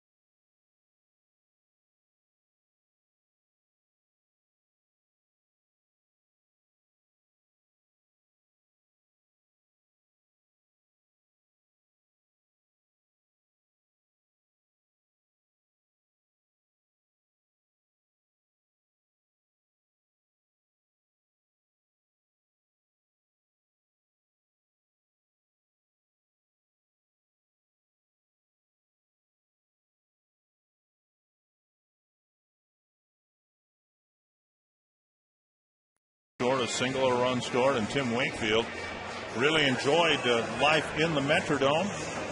7 wins indoors in his first start here outdoors, and it's not going too well. Well, you can see when when he's on his game, he's tough, but he leaves that knuckleball up a little bit. There you go, Twins fever. You were hereby circled. Skipping school. How do they know the teacher's not here, too? It'd be a little tough, wouldn't it? You go up to get a hot dog and you call in sick, and here's your teacher or principal in line ahead of you. Well, Scott Schoenweiss comes out of the Boston pen with the Twins backing up a 3-run 5th with a 2-run 6th so far. Yeah, Schoenweiss, he joined the Boston Red Sox late in March. He ended up getting released by the Brewers out of spring training and signed by the Boston Red Sox, making his 4th appearance. He worked here on a Monday night, a shutout inning against the Twins, threw 15 pitches. And Hudson will turn around and bat right-handed. It's the lefty Schoenweiss.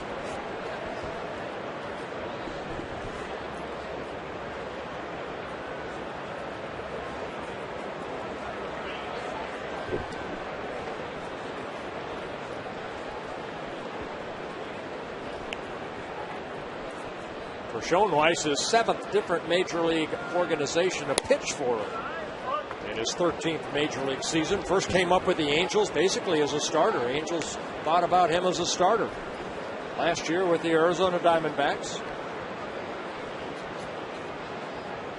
1-0 to Hudson.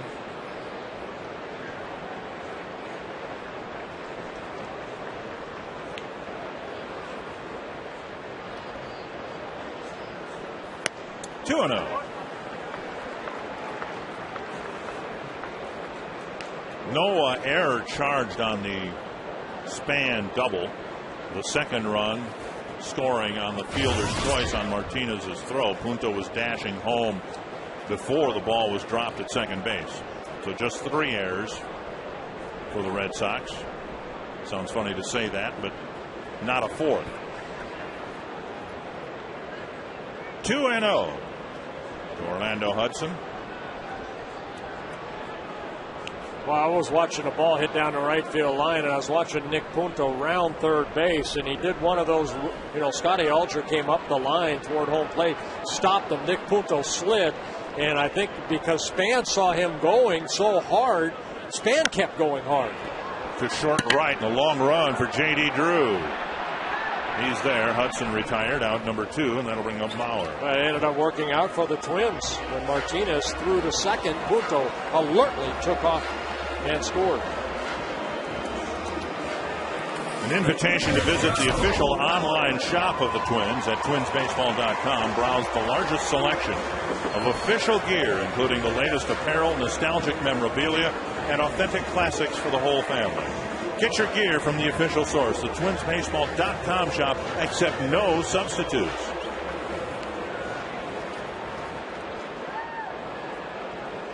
Here's Mauer. 0 for 2, drew an intentional walk and scored one of the 3 runs the Twins scored in the 5th.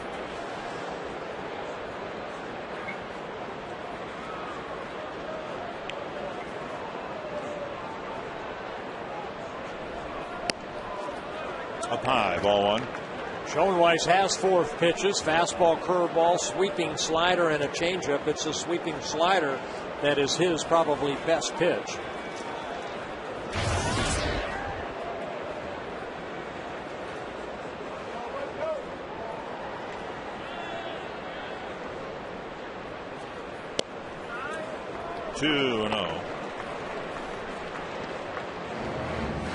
Schoenweiss asking Tim Cheetah if that ball was down.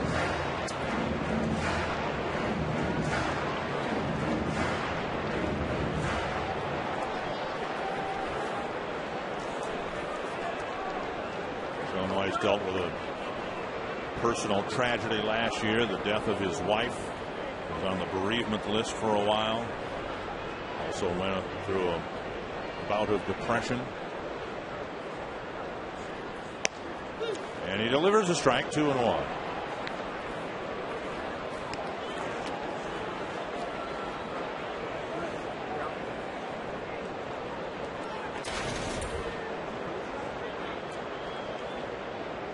Sky is cleared right before game time. We've been playing this game in brilliant sunshine. 2-1. Sliced foul into the left field seats.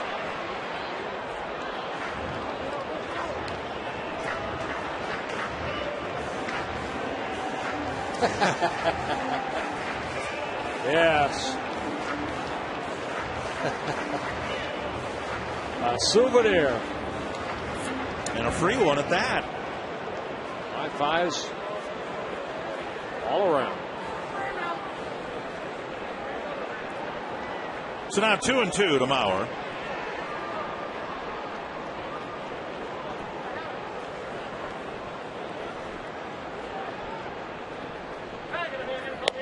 And Schoenweiss strikes him out. But the Twins knock Wakefield out, score a couple of runs in the sixth. It's 6-0.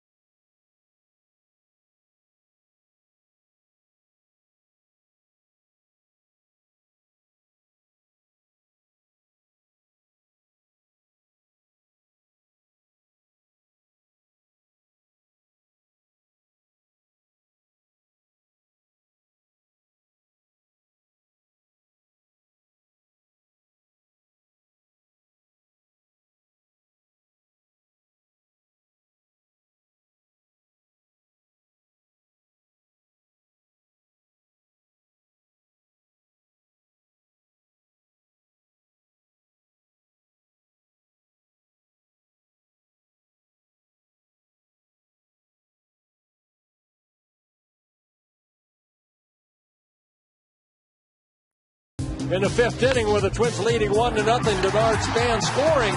Nick Punto an RBI double. Later in the inning, Justin Morneau high off the wall, an RBI. In the sixth inning, Twins kind of open it up a little bit. Denard Span with an RBI double, his second in 2 innings. And Francisco Liriano so far outstanding. 6 shutout innings, has allowed only 4 hits with a walk and 6 strikeouts. And the pitch count very good. 80 pitches coming into this inning. And he's been able to do that, Dick, right there all afternoon long. He's faced now 24 batters, able to get strike one on 17 of the 24. 1 strike to Lowell and a drive to left. Jason Kubel with a great catch in left field.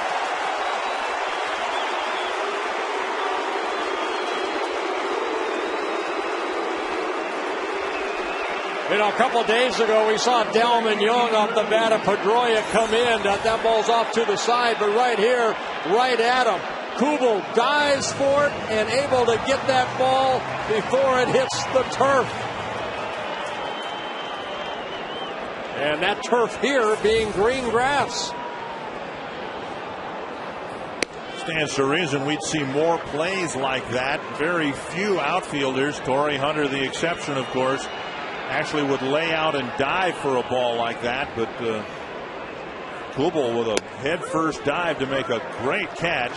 You know, and he says he does not want a DH. He wants to play left field a significant time out there, and Twins lineup certainly is different with Kubel in left and Thome the designated hitter. Wow. And now Liriano comes back and puts Drew away. That's the old good morning, good afternoon, and good night to J.D. Drew. Liriano picking up his 7th strikeout, getting Drew for the second time. Fastball for strike 1, slider, and then a slider for strike 3. 85 pitches for Liriano, and he's gotten 20 outs. 7 to go, right? Very good. Minnesota math is paying off. Ball 1.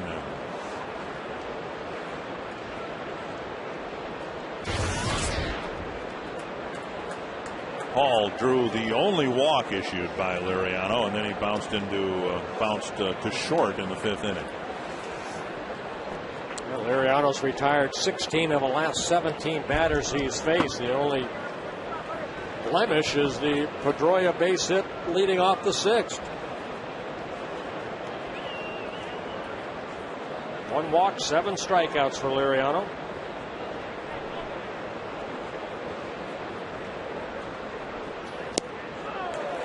Two and 1.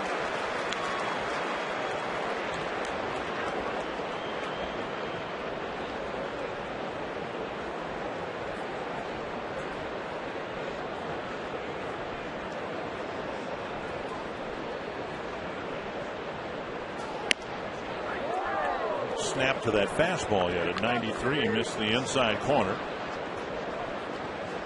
3 and 1. 90 pitches. Throwing a lot of fastballs because he's been able to get ahead and then put him away with that slider. And there's a walk right there to Bill Hall. His second time he's walked Hall in the ball game. His only second walk of the ball game.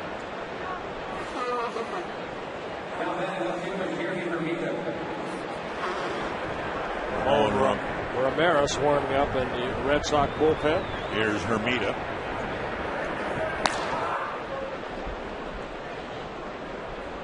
Hermida with a couple of ground balls. 1 to Morneau, 1 to Hudson. And Liriano misses ball 1.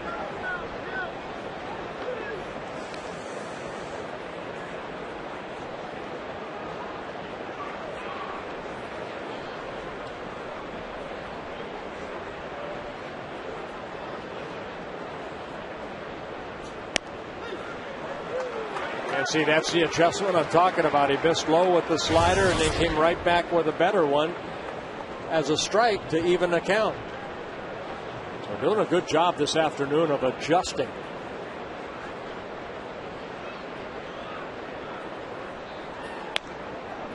And outside 2 and 1.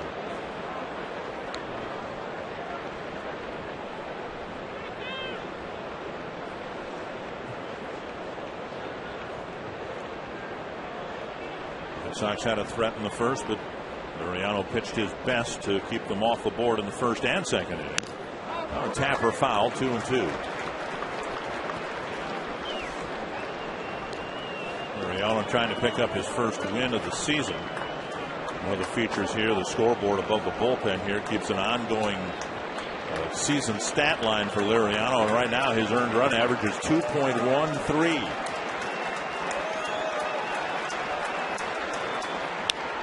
Slider flip foul over the screen.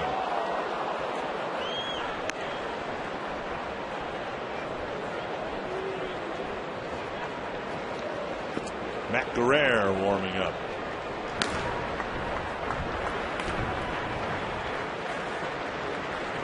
Ron Gardenhire hoping that Liriano can complete 7 here today.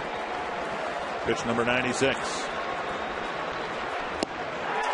Good way to do it. Another good inning for Liriano. 7 shutout innings against the Red Sox.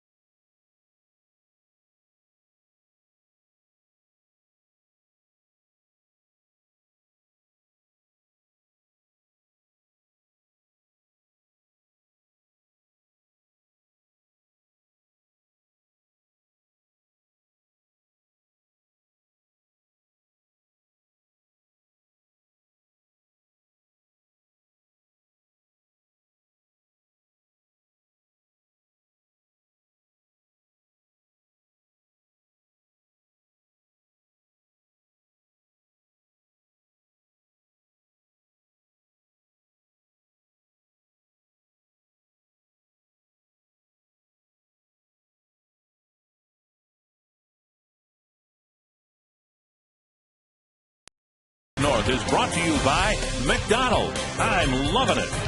By Toyota.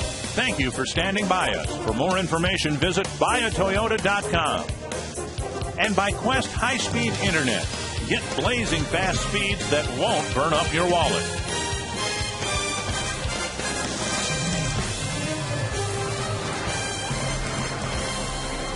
And Francisco Liriano getting the hugs from his fellow starters. Well, Blackburn and Slowey giving Liriano a hug, and then they hugged each other. Great job by Liriano. You know what? After a ball game I pitched, and I got the stats after the ball game to see how I performed, good or bad. One thing I always looked at, first thing, how many hitters I faced, and how many hitters did I get strike one?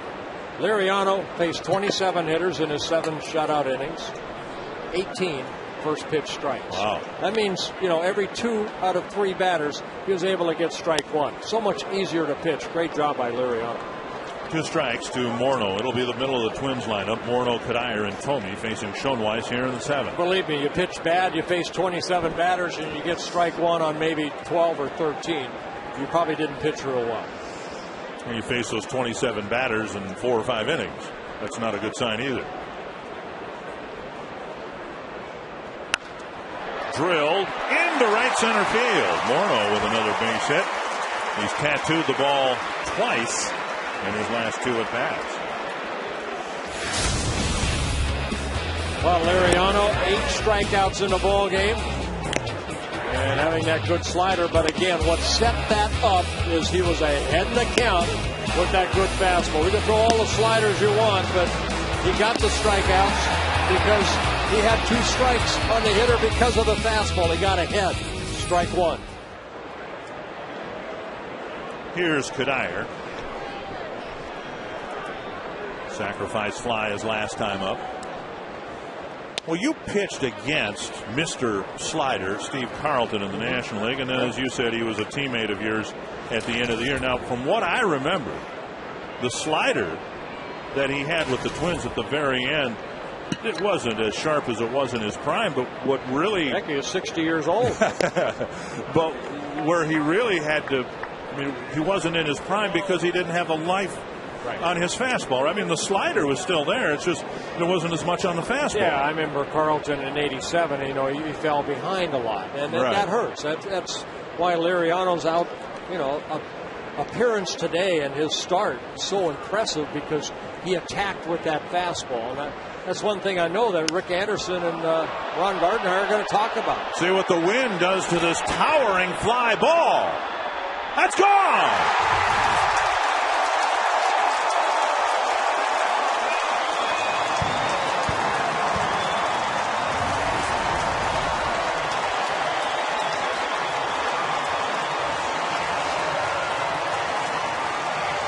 Home run number 2 on the year for Michael Kadire.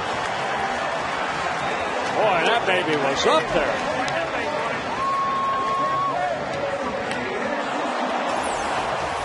Similar to Matt Holliday's in the exhibition series we had with the Cardinals. Yeah, the only thing was this ball going to stay fair. Hermida going back, and the ball just clearing the wall. And it's a 8-0 Twins lead. At Fenway Park, they have the pesky pole down the right field line. We came close to having to rename that pole down the left field line Kadire's pole. He almost banged one off the foul pole down there. 1 strike to Thome. And fouled over the Boston dugout. Watching the camera guy Tim right here. He knows that ball's coming right at him. Hyde. Hey, Tim.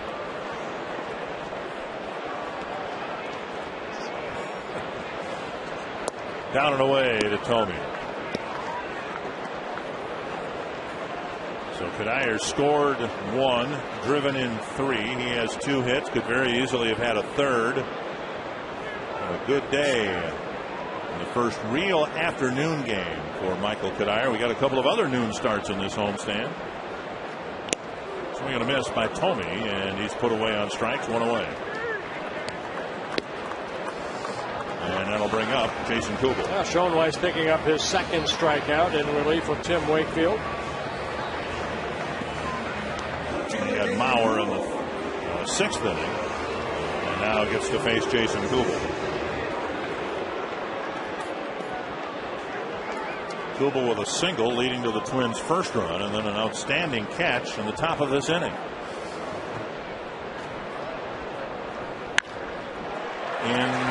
To center field, his second hit, both hit right on the button.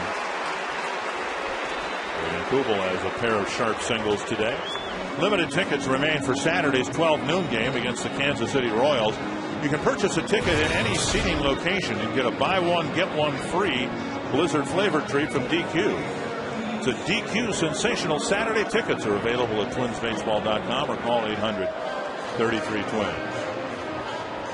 Schoenweiss checks out of the game. We'll have a pitching change here with the Twins comfortably in front, 8-0.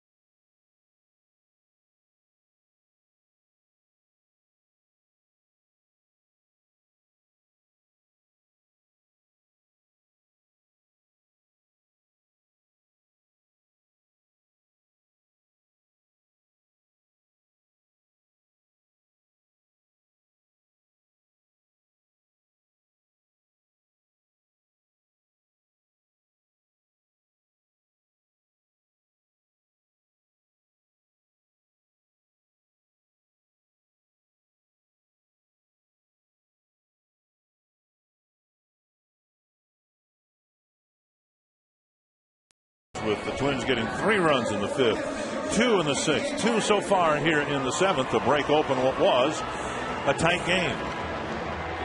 Well, Ramon Ramirez coming into the ballgame, making his 4th appearance in his 2nd season with the Boston Red Sox.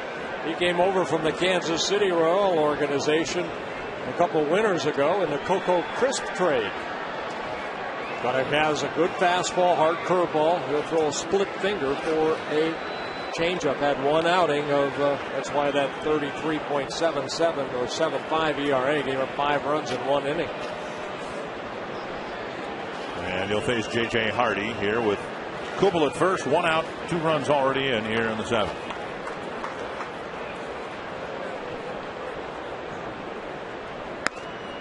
Ball 1. Hardy with a single, an RBI, a run scored. Everybody in the lineup has at least 1 hit except Joe Mauer.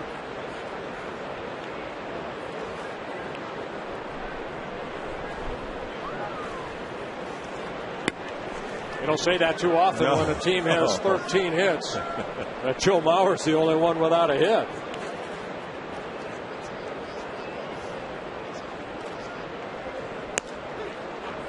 I think Robbie and Spakowski picked him in the pick to stick, Joe Mauer. Well, that explains that. Yeah. Yep. I passed on Kadire. I was planning to take him. The fans usually go with Joe Mauer, and I passed. I gave him right to Ron Coomer. Genius. Well, the consolation, Robbie, is you've eaten a lot of food here again today, so it's not all been a lost day for you. Bunching away in the Champions Club earlier today. 1-1 to Hardy.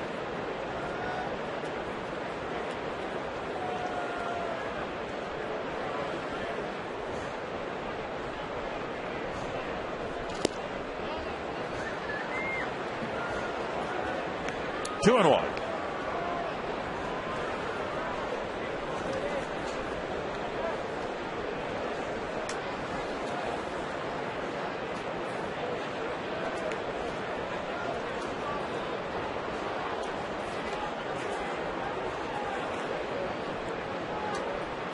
Ramirez taking an awful lot of time between pitches.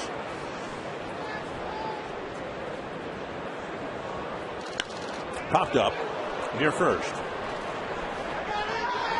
Youkilis, a foul ball catch for out number 2. First official night game at Target Field coming up tomorrow. Should be a good pitcher's duel right here. Zach Greinke against Scott Baker. We didn't see Greinke last year. Till the end of the season. They faced him twice at the very end. Yeah.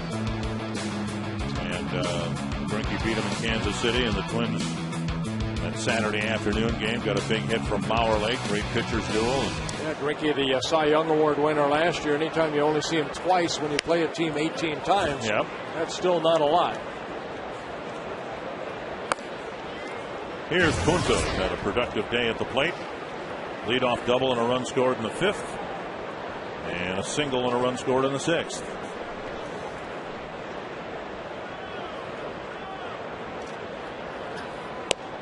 Swing and a miss, 1-1. Royals here for 3, then a day off, and the Indians are here for 3. A couple of noon games, as we said. The Saturday game here against Kansas City is a 12-10 start, and then series and homestand finale on Thursday is a 12-10 start. I like these homestands that we're going to have a lot of, the 10, 3-team homestands. Yeah. I know we're going on the road for 3 teams. Sharply hit. Punto has his 3rd knock.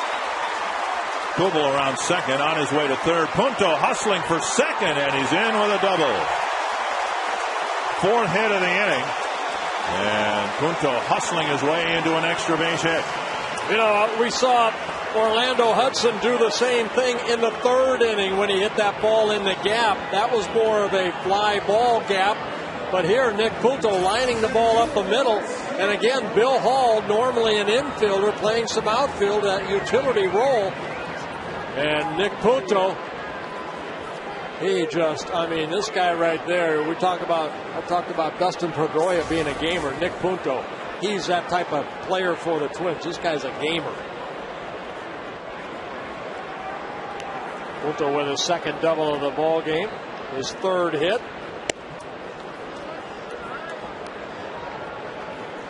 Span, the hitter, with Alexi Casilla on deck. And that's what you want to see, too. Even though the score's 8-0, you want your players to do exactly what Nick Punto. If they're going to give you an extra base or you think you can make it, you go hard.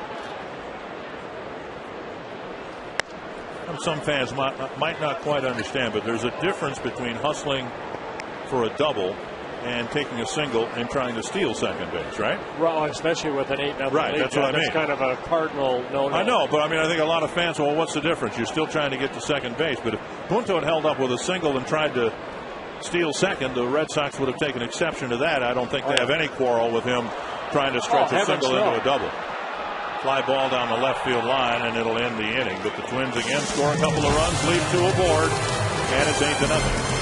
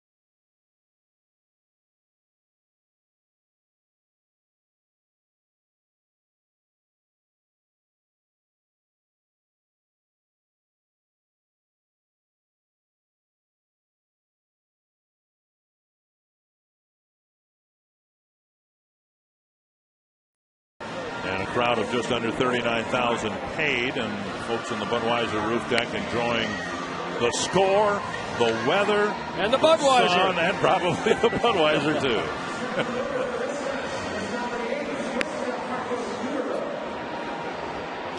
What a magnificent sight to behold for people who have been clamoring for an outdoor ballpark for 28 years. Well, 7 shutout innings for Francisco Liriano. Jose Majares worked the 8th inning. Defensive replacement, Alexi Casilla in at second base. There's Majares, making his 5th relief appearance. You wouldn't think that with the sun as bright as it is here today that the ballpark would have its lights on, but I'm sure there's a good reason why they're on. Here is a Majares facing Scudero. Strike one.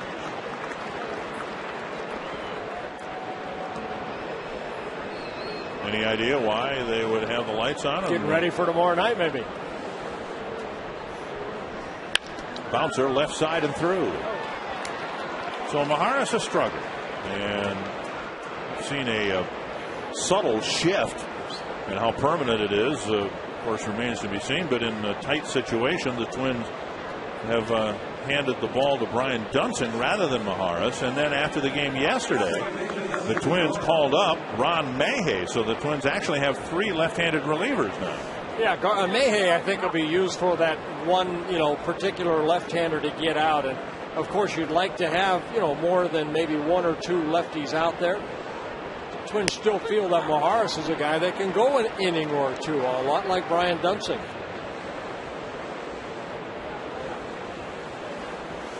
One strike to Pedroia. Yeah, and Alex Burnett getting sent down, and Ron Gardenhire saying, hey, this young man at 22 years old, he just needs to go down and pitch. He said, pitching here, first 9 ball games, he only got in 2 games. He said he's too valuable to the organization to sit down in that bullpen. That's why they made the move from Alex Burnett going to AAA Rochester, and Ron Mayhay actually coming up from Single-A Fort Myers, where he was just getting some work in. He signed late in the middle of March and needed some time to get his arm back into shape.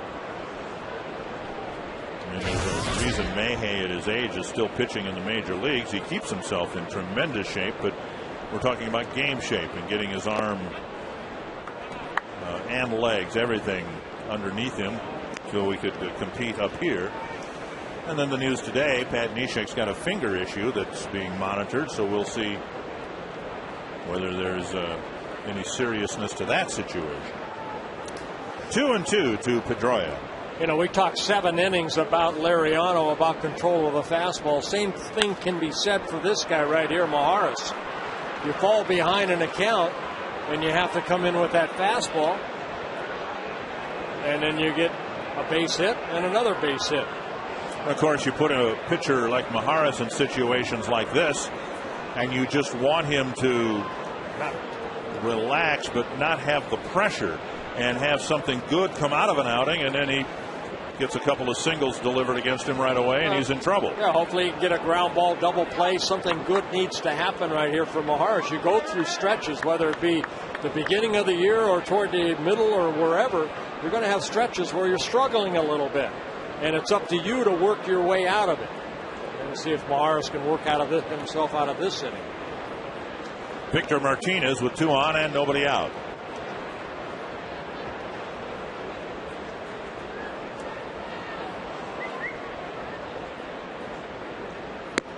Up high, ball 1.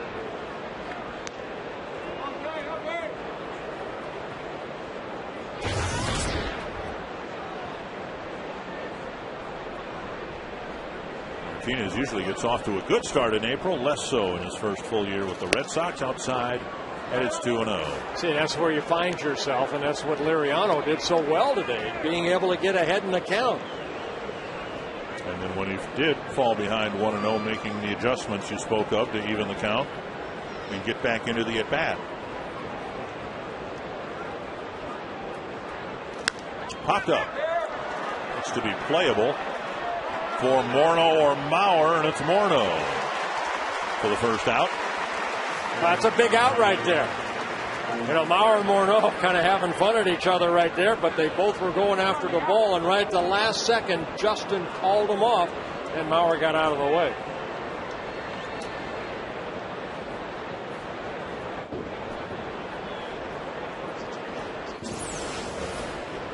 Two big guys right here. You don't want them to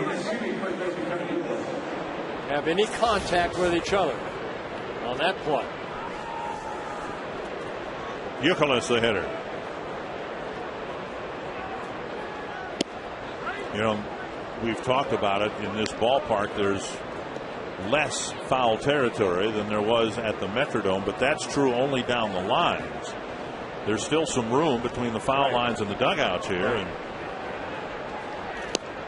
just off the outside corner, 2-0. Yeah, I think when they were putting the stadium together, the word was, you know, they're fan friendly. They're going to be closer to the field, and I think really, I mean, other than that, you know, the height at the Metrodome, I think the foul territory to the dugouts are about the same. Right. Not quite like Oakland, but almost the same. 3-0. Yeah, I can see right now Maharis is standing straight up after he releases that ball. He's not fully extending his arm toward home plate.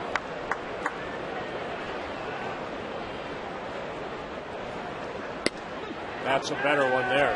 Better extension. And when you stand up, that means that your arm's release point is a little bit higher. When you let go, you work out front. You're allowed to bring your arm through your delivery.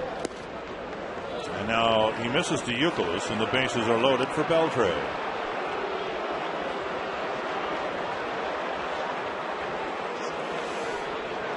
And a quick trip to the mound by pitcher coach Rick Anderson.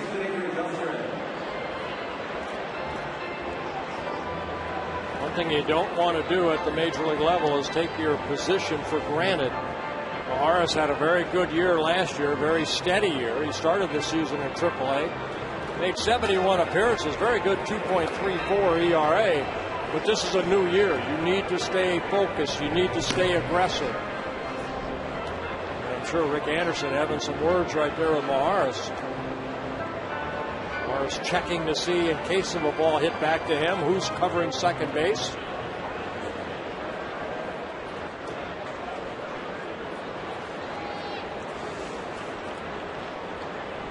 One out, bases loaded, and here's Beltre. 3 ground balls off the bat of Beltre. And strike one.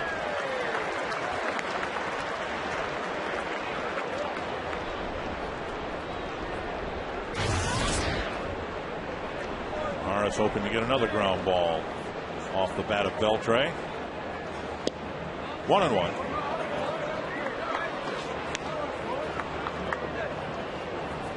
Red Sox head to Boston after the game. They've got one of those 3-team week-and-a-half-long homestands you were talking about a minute ago.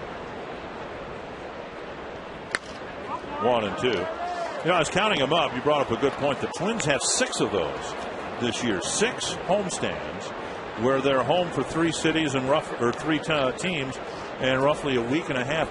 And I tell you, the team hated those at the Metrodome. Those long homestands, and as funny as it sounds, the players by the end of the second series, the legs were barking, the back was tightening up, and so in the first year of a real ballpark, the Twins have 6 really long homestands that the players will truly enjoy. Oh, for sure. Maharis right here missed with a high fastball. He's got to get that ball down, get a ground ball, get a pop-up, get a strikeout. You want to keep that shutout intact if you can. 2 and 2. And that not close. That'll walk, fill the count with the bases loaded. Yeah, last 2 pitches up, just trying to overthrow. Now you're in a fastball situation, 8-0 ball game. Beltre is going to be sitting on a fastball.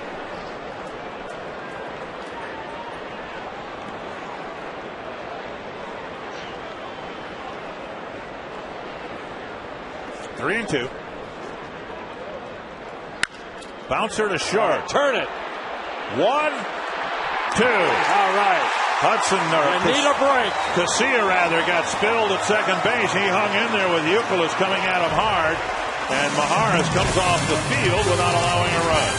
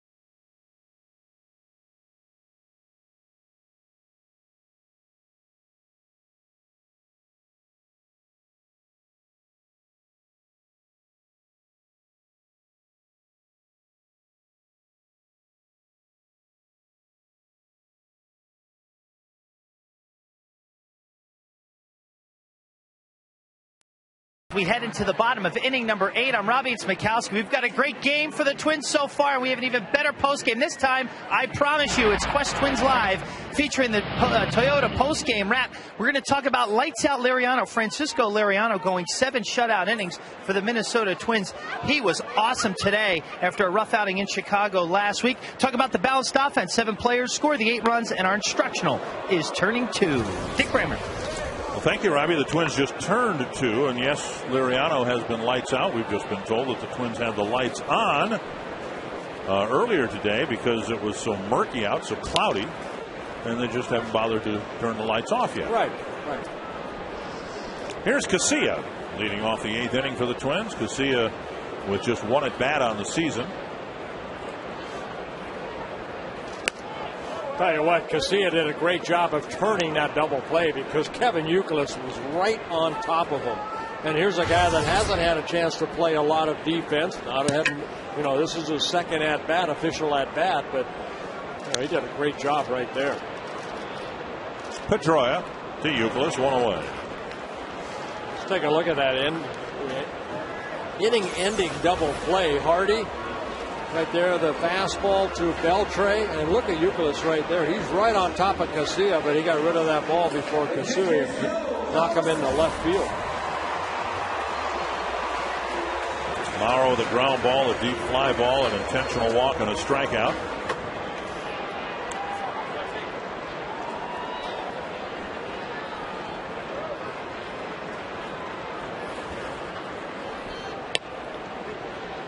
And strike 1.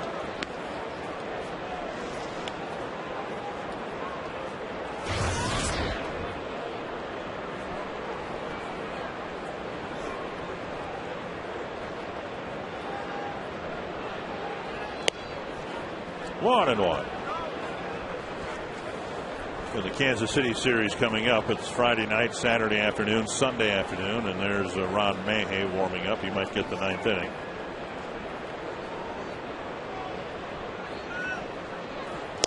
It stands to reason Mauer will catch at least 2 of those games, probably not both Friday and Saturday.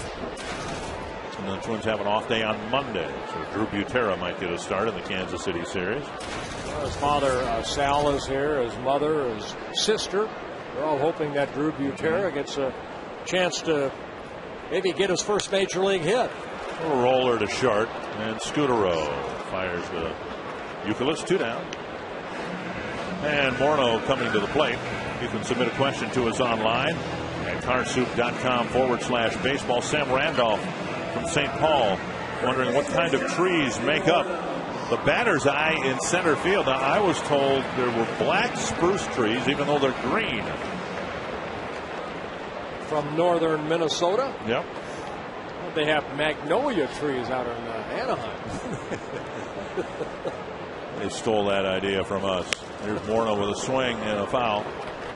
And Michael Kadire has said at times, you know, the trees, the shortness of them, I guess, has affected his vision at the plate. But it has to be easier than staring into folded up blue seats, doesn't it? Well, it didn't seem to affect him in the 7th inning. No, he said just on pitches down, down in the strike zone. And of course, the trees will grow. We hope. Morneau goes the other way. That's a good sign for Morneau. He's gotten 3 hits in a row, and I think they've gone to the 3 different outfields. One to right, one to center, and now one to left. We've seen Justin. We know his power. We know he's going to drive in a lot of runs, but he'll get that average up to 300 because he can do exactly that. When he's starting to swing the bat good, he'll do that a lot. Just take that ball to left field. If it's pitched away, hit it that way. Here's Kadire. Twins with 15 hits in today's ball game. And Kadire has 2 of them. Could have had 3 if not for an outstanding play by Scudero. Ball 1. Scudero took a hit away from him in the 2nd inning with a tremendous play deep in the hole. And Kadire singled in the 4th. Sacrifice fly in the 5th. And the fly ball home run. Dropped it right in the pocket. And, by the left field foul pole with Morneau aboard. Blocked nicely by Martinez. And you can see Youkilis not holding Justin on. That's kind of one of these. If the ball goes down to the backstop, then Justin will take off. On a ball like that, you just stay at first base for the game 8-0. It's kind of a baseball, I don't know what, unwritten rule.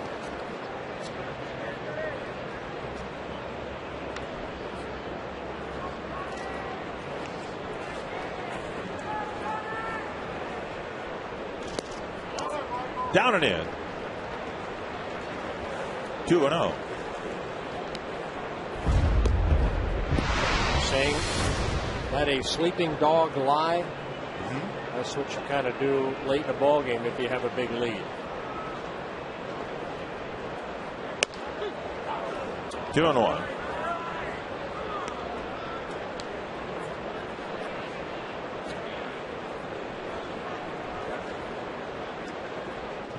Twins trying to wrap up a win here. It would be their 3rd series win in the young season.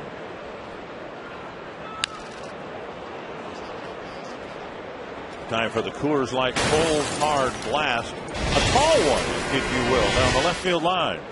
Well, it just came last inning. Michael Kadire, his 2nd home run of the year with Justin Morneau on board. A 2-run home run, giving the Twins an 8-0 lead. 2 away, full count, so Morneau will trot from first on the pitch to Kadire.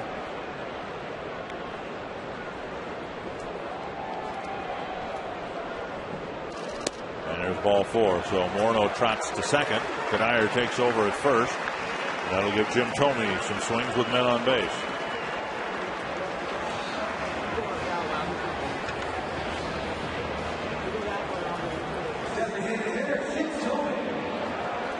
Thome delivered a 2-out single in the 2nd. And then scored the first run of the game on Hardy's single a couple of at-bats later.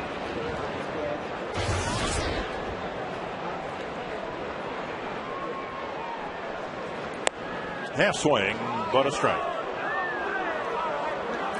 Tim Cheetah's been pretty quick on that check swing. It was it Youkilis he called out on a check swing earlier and didn't even check with the base up.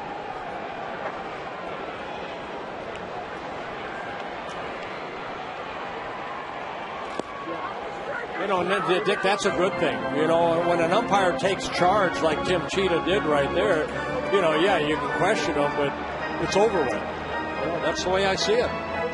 He's the crew chief here. And again, nice that baseball put 3 Minnesota umpires together here, opening up Target Field. Tim Cheetah is going to be back for the Cleveland series after the Kansas City series. Tap foul.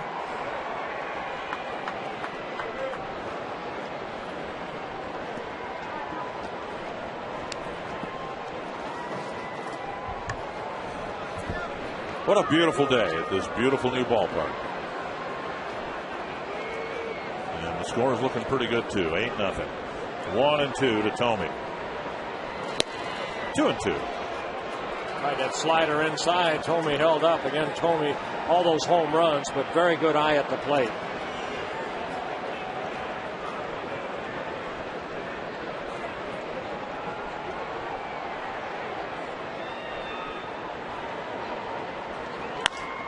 A high fly to right center field. Hall on the track hauls it in. And Tomey nearly hit his first home run here at Target Field, but the Twins go to the ninth with a comfortable lead.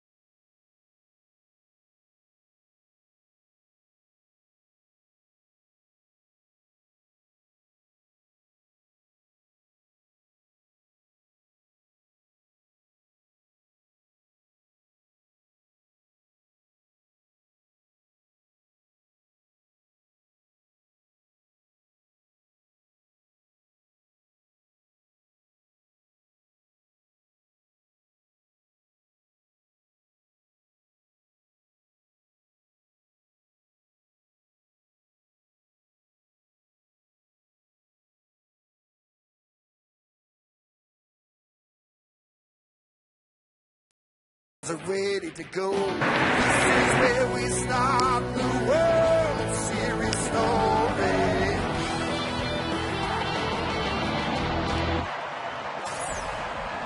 Toyota game reset regarding the World Series story. So far, so good. The Twins look like they're going to win their first 3 series. Well, an outstanding job by the starter, Francisco Liriano. He got some offensive help, especially starting in the 5th inning. Twins scored 3 in the 5, 2 in the 6, and 2 in the 7th.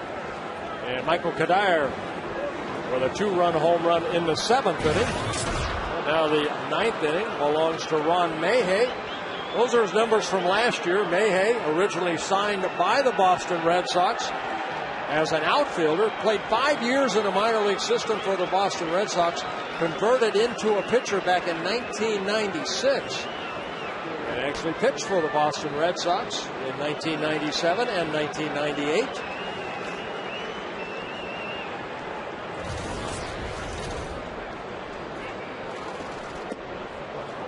And Mike Lowell takes ball 1. Brendan Harris in the game at third base for the Twins. Lowell, Drew, and Hall scheduled to hit.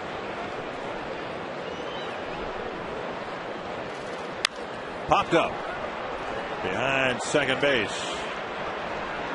And it is Casilla tracking the wind-blown pop-up and taking it away from Hardy, who might not have been able to catch it.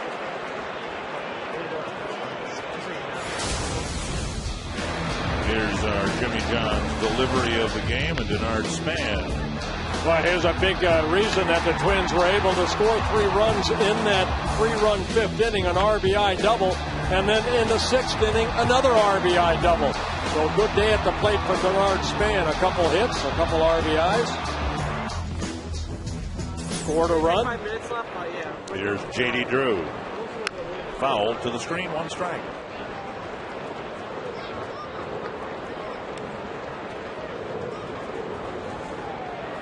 Twins go to Boston and play a couple of games in the middle of May, and they'll be done with the Red Sox. Swing and a miss, 0-2. Mayhay, 38 years old. Fastball still in the upper 80s, low 90s. Slider, curveball, and a changeup. This is his 14th Major League season. And good breaking ball gets Drew. Second at bat in a row where Drew's been put away on 3 pitches. He has struck out 3 times today. He's now 13 times he has struck out in 28 at bats. And now Bill Hall. A couple of walks and a ground out for Hall.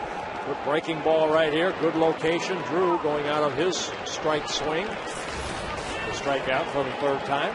Most of this falls to Liriano, but you realize you've had a well-pitched ball game against this Boston lineup. Granted, a lineup that doesn't have Manny Ramirez or the punishing David Ortiz, but here we are, 1 out away from the Twins win, and the Red Sox haven't batted around 4 times over the course of 9 innings. The number 9 hitter, Hermida, might only come to the plate 3 times. And there won't be too many times, I don't suspect, where the Red Sox are shut out. Right. And this is what you want as a ball club. You know, you take a lot of pride in this. And believe me, Joe Mauer didn't get a hit today, but he's going to catch a shutout, hopefully. And that's what's so great about Joe Mauer. You know, he's going to get his 3-hit games, but he's going to take more pride in calling this shutout the way he handled Liriano and getting Maharis out of the 8th inning, and hopefully now get Mayhay to have a 1-2-3 night.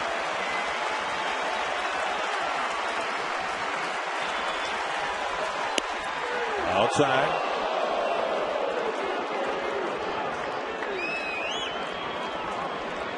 The Twins, the 8th different Major League team that Mayhay has pitched for.